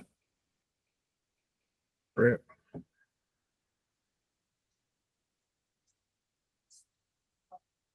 Andre, what about you? What was the question? My bad. Basically, like influential pieces of media and or just like, yeah, like things that you feel have like shaped who you are. Influential pieces of media. Definitely, I listen to a lot of podcasts. I definitely I don't say this often because people give you weird looks, but I take everything with a grain of salt. So like I listen to Joe Rogan's podcast sometimes. Yeah, I knew it. Yeah, like I knew you were going there. he has some interesting. He does say some crazy stuff sometimes, and you just gotta filter it out. But like in terms of, he's a good moderator. Like he has some interesting guests, and like he gets a lot of insight from people. So I listen to him. I listen to Shannon Sharp's podcast. Right. He be going into depth with people, which I find is super cool. I think podcasts are often like, if it's like interesting, I normally just get them on YouTube. Like they'll just be on my YouTube homepage, and I'll like click on it, watch it. Maybe I'll like listen to it during work or something. On top of that, like I'm tapped in with, so MIT gives you a free New York Times subscription. So I have New York Times on my phone, and I get notifications. So I'm always, I mean, that's how I kind of keep up to date with what's happening in the world. So I don't read it that much. Like I don't go, unless the article or the headline is crazy or something, then I'll tap in and like see what's going on. But I mainly use it for the notifications. Like it'll tell me what's going on, inaugurations indoors, like all these random, like different stuff, just so I can like stay in tune. I don't have Bloomberg, like I don't pay for it, but I have an account. So I also get notifications on like the big things that are happening. That's huge because I mean, for one, I work in finance, so I kind of have to be like up to date with what's happening in the financial space. But also I think I really enjoy like investing and like trading and like knowing about the financial world. And so having that is key for me. It gives me things I can talk about at work. Also just keeps me informed and like keeps me up to date with how I can manage my money. I think those are like the main media sources I look at. I mean, Instagram for sure. I'm always scrolling through Instagram, and like I follow accounts that are informative. So I mean, I obviously have like the ones that are just like goofy, and I look at stupid reels and whatever and send them in our group chat. But like I follow some accounts that are like informative and like tell you about things that are going on in the world, or like new science and things like that. I just actually like yesterday subscribed to now get the MIT Technology Review like mailed to me as well, because I want the physical thing. So like every here and there I get the emails for it, and I like to look through and see like what new inventions are spinning out and things like that. That interests me. And like also I'm a big LinkedIn browser as well. I always like, it's just something I do. Like I just hop on LinkedIn randomly and I scroll through. I like seeing what people are up to. Like people are doing cool things. I connect with people, get reached out to like sometimes, or I like to be up to date. It also keeps me up to date on just like what's going on in the tech space and things like that. Gotcha. Okay. This is like I do gotta go at 5. So like the last main question I wanted to ask y'all is like whether it comes from like scripture, like a quote or whatever it might be, but like a quote or like a phrase or like a piece of advice or like a saying that you come back to often. Like I guess I'll go first. Like the one that I'd be bumping a lot is that the magic you seek lies on the other side of the work you're avoiding. That won't be getting me through a lot. I got mine. I live by this, and this is it. It works for, I think, for everything. I use it for like relationships, for life, like for problems. I think I live by once is a mistake, twice is a decision, 3 times and it cannot be forgiven. I think I really use that like mantra to like keep things in perspective, like especially when people do things like, because like people, I'm always engaging with different people. I have different relationships, friendships, like romantic, whatever. And when things happen, if it happens one time, I try to remind myself so I don't get too like put off or like angered by things. Like someone does something and that's just like not okay or like not good. If they do it once, I'm gonna forget, like it's a mistake, you know. Next time, like I'm gonna tell them, we're gonna address it, and it probably won't happen again. If they do it twice, okay, like this is a decision, like this is something like that they're continuing to do. Like, yeah, like if it's that bad, maybe I won't talk to them anymore, or like I won't engage. If not, like it's something that I just have to know that like this is what they do. If they do it 3 times and it's like I've like 2 times we already spoken about this and they do it a 3rd time, all right, like that's where I cut things off. Yeah, that was a good one. For me, one that my dad has said a lot. He officially got it from a book. It's in life, you don't get what you deserve, you get what you negotiate. And I think for me, it sort of like reminds me that like it's not like simply being like worthy of something isn't like enough. You still have to be able to actively like communicate and actively pursue what you want to do. Like it's not enough to just be like, oh yes, I have this privilege. You still have to continue to work, and you still have to be able to, I guess, negotiate and to get whatever you actually want or need out of something. You have to be able to make that. It's like a conscious effort to do some of those things. And I think that is you in like in any aspect, like even if like negotiating a job, or if it's just like it's just some new opportunity that you have. Like, yeah, you've been blessed. You got blessed with a certain opportunity, but you can't be complacent with it. Like you still have to, push hard, and you still have to actively do what you need to do to I guess grow and actually receive what you want to receive out of something. Got you.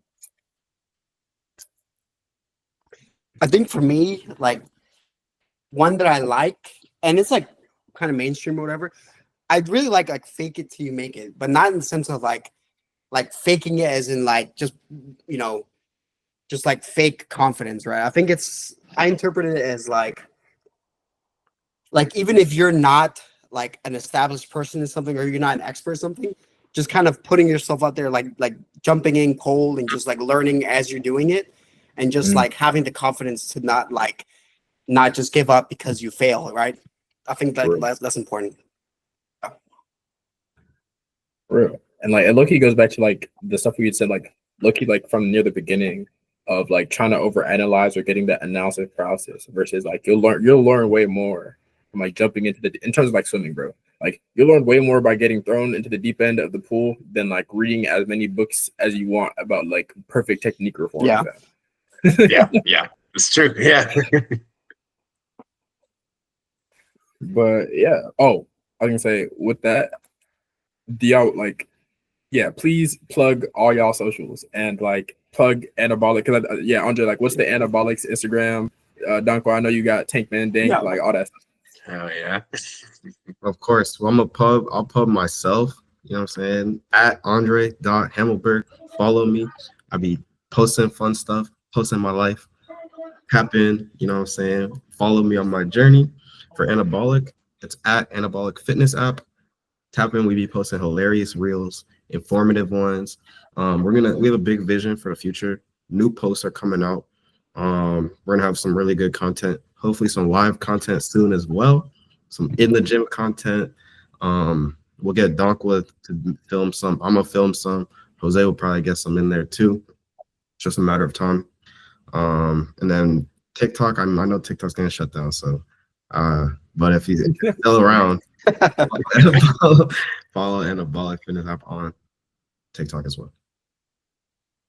Yeah, for me, I'll go obviously download Anabolic Fitness app on the App Store. You just type Anabolic, you're gonna see it, red logo, beautiful. My own personal dman_b is my Instagram. Through there you'll see a link to my fitness account, but I'll also drop the @ here. It's tankman_dank, so TANKMAN_DANK. You can sort of follow my fitness journey. Try and make some somewhat frequent posts just about like sort of what I'm doing in the space, the different exercises I do a bunch of recordings, try and give some advice. So feel free to reach out. Any fitness advice as well, shoot me a DM and would be happy to get back to you there. Right. Yeah. For me, it's just my personal. It's Jose on. I did not use it that much, so I'm looking at it right now. Jose underscore Miguel underscore Martinez with 3 Z's. That's my Instagram. Not posting crazy on it right now, but I do have some plans in the future. I want to kind of like show a lot of like the behind the scenes of like kind of like what I'm doing with the app and just like other things. And of course, follow our Anabolic Instagram. We're gonna be posting a lot of things there. And yeah, this year we're gonna have a lot of things, big vision for this year. So yes, sir. Yeah, man. And with that, I think this is a pretty good place to wrap up. It's been a pleasure, and I really appreciate y'all both for pulling up. This was tough. Yeah, appreciate it. Yes, sir. Appreciate Good it. seeing you, Ruben. Want to do anything else? You want to run some other content? Just let us know. Say that. For sure. We'll have to have a 6 months or a couple months in, like another touch base Second, again, yeah, see what yeah. All right, bet. Good talk. Yeah.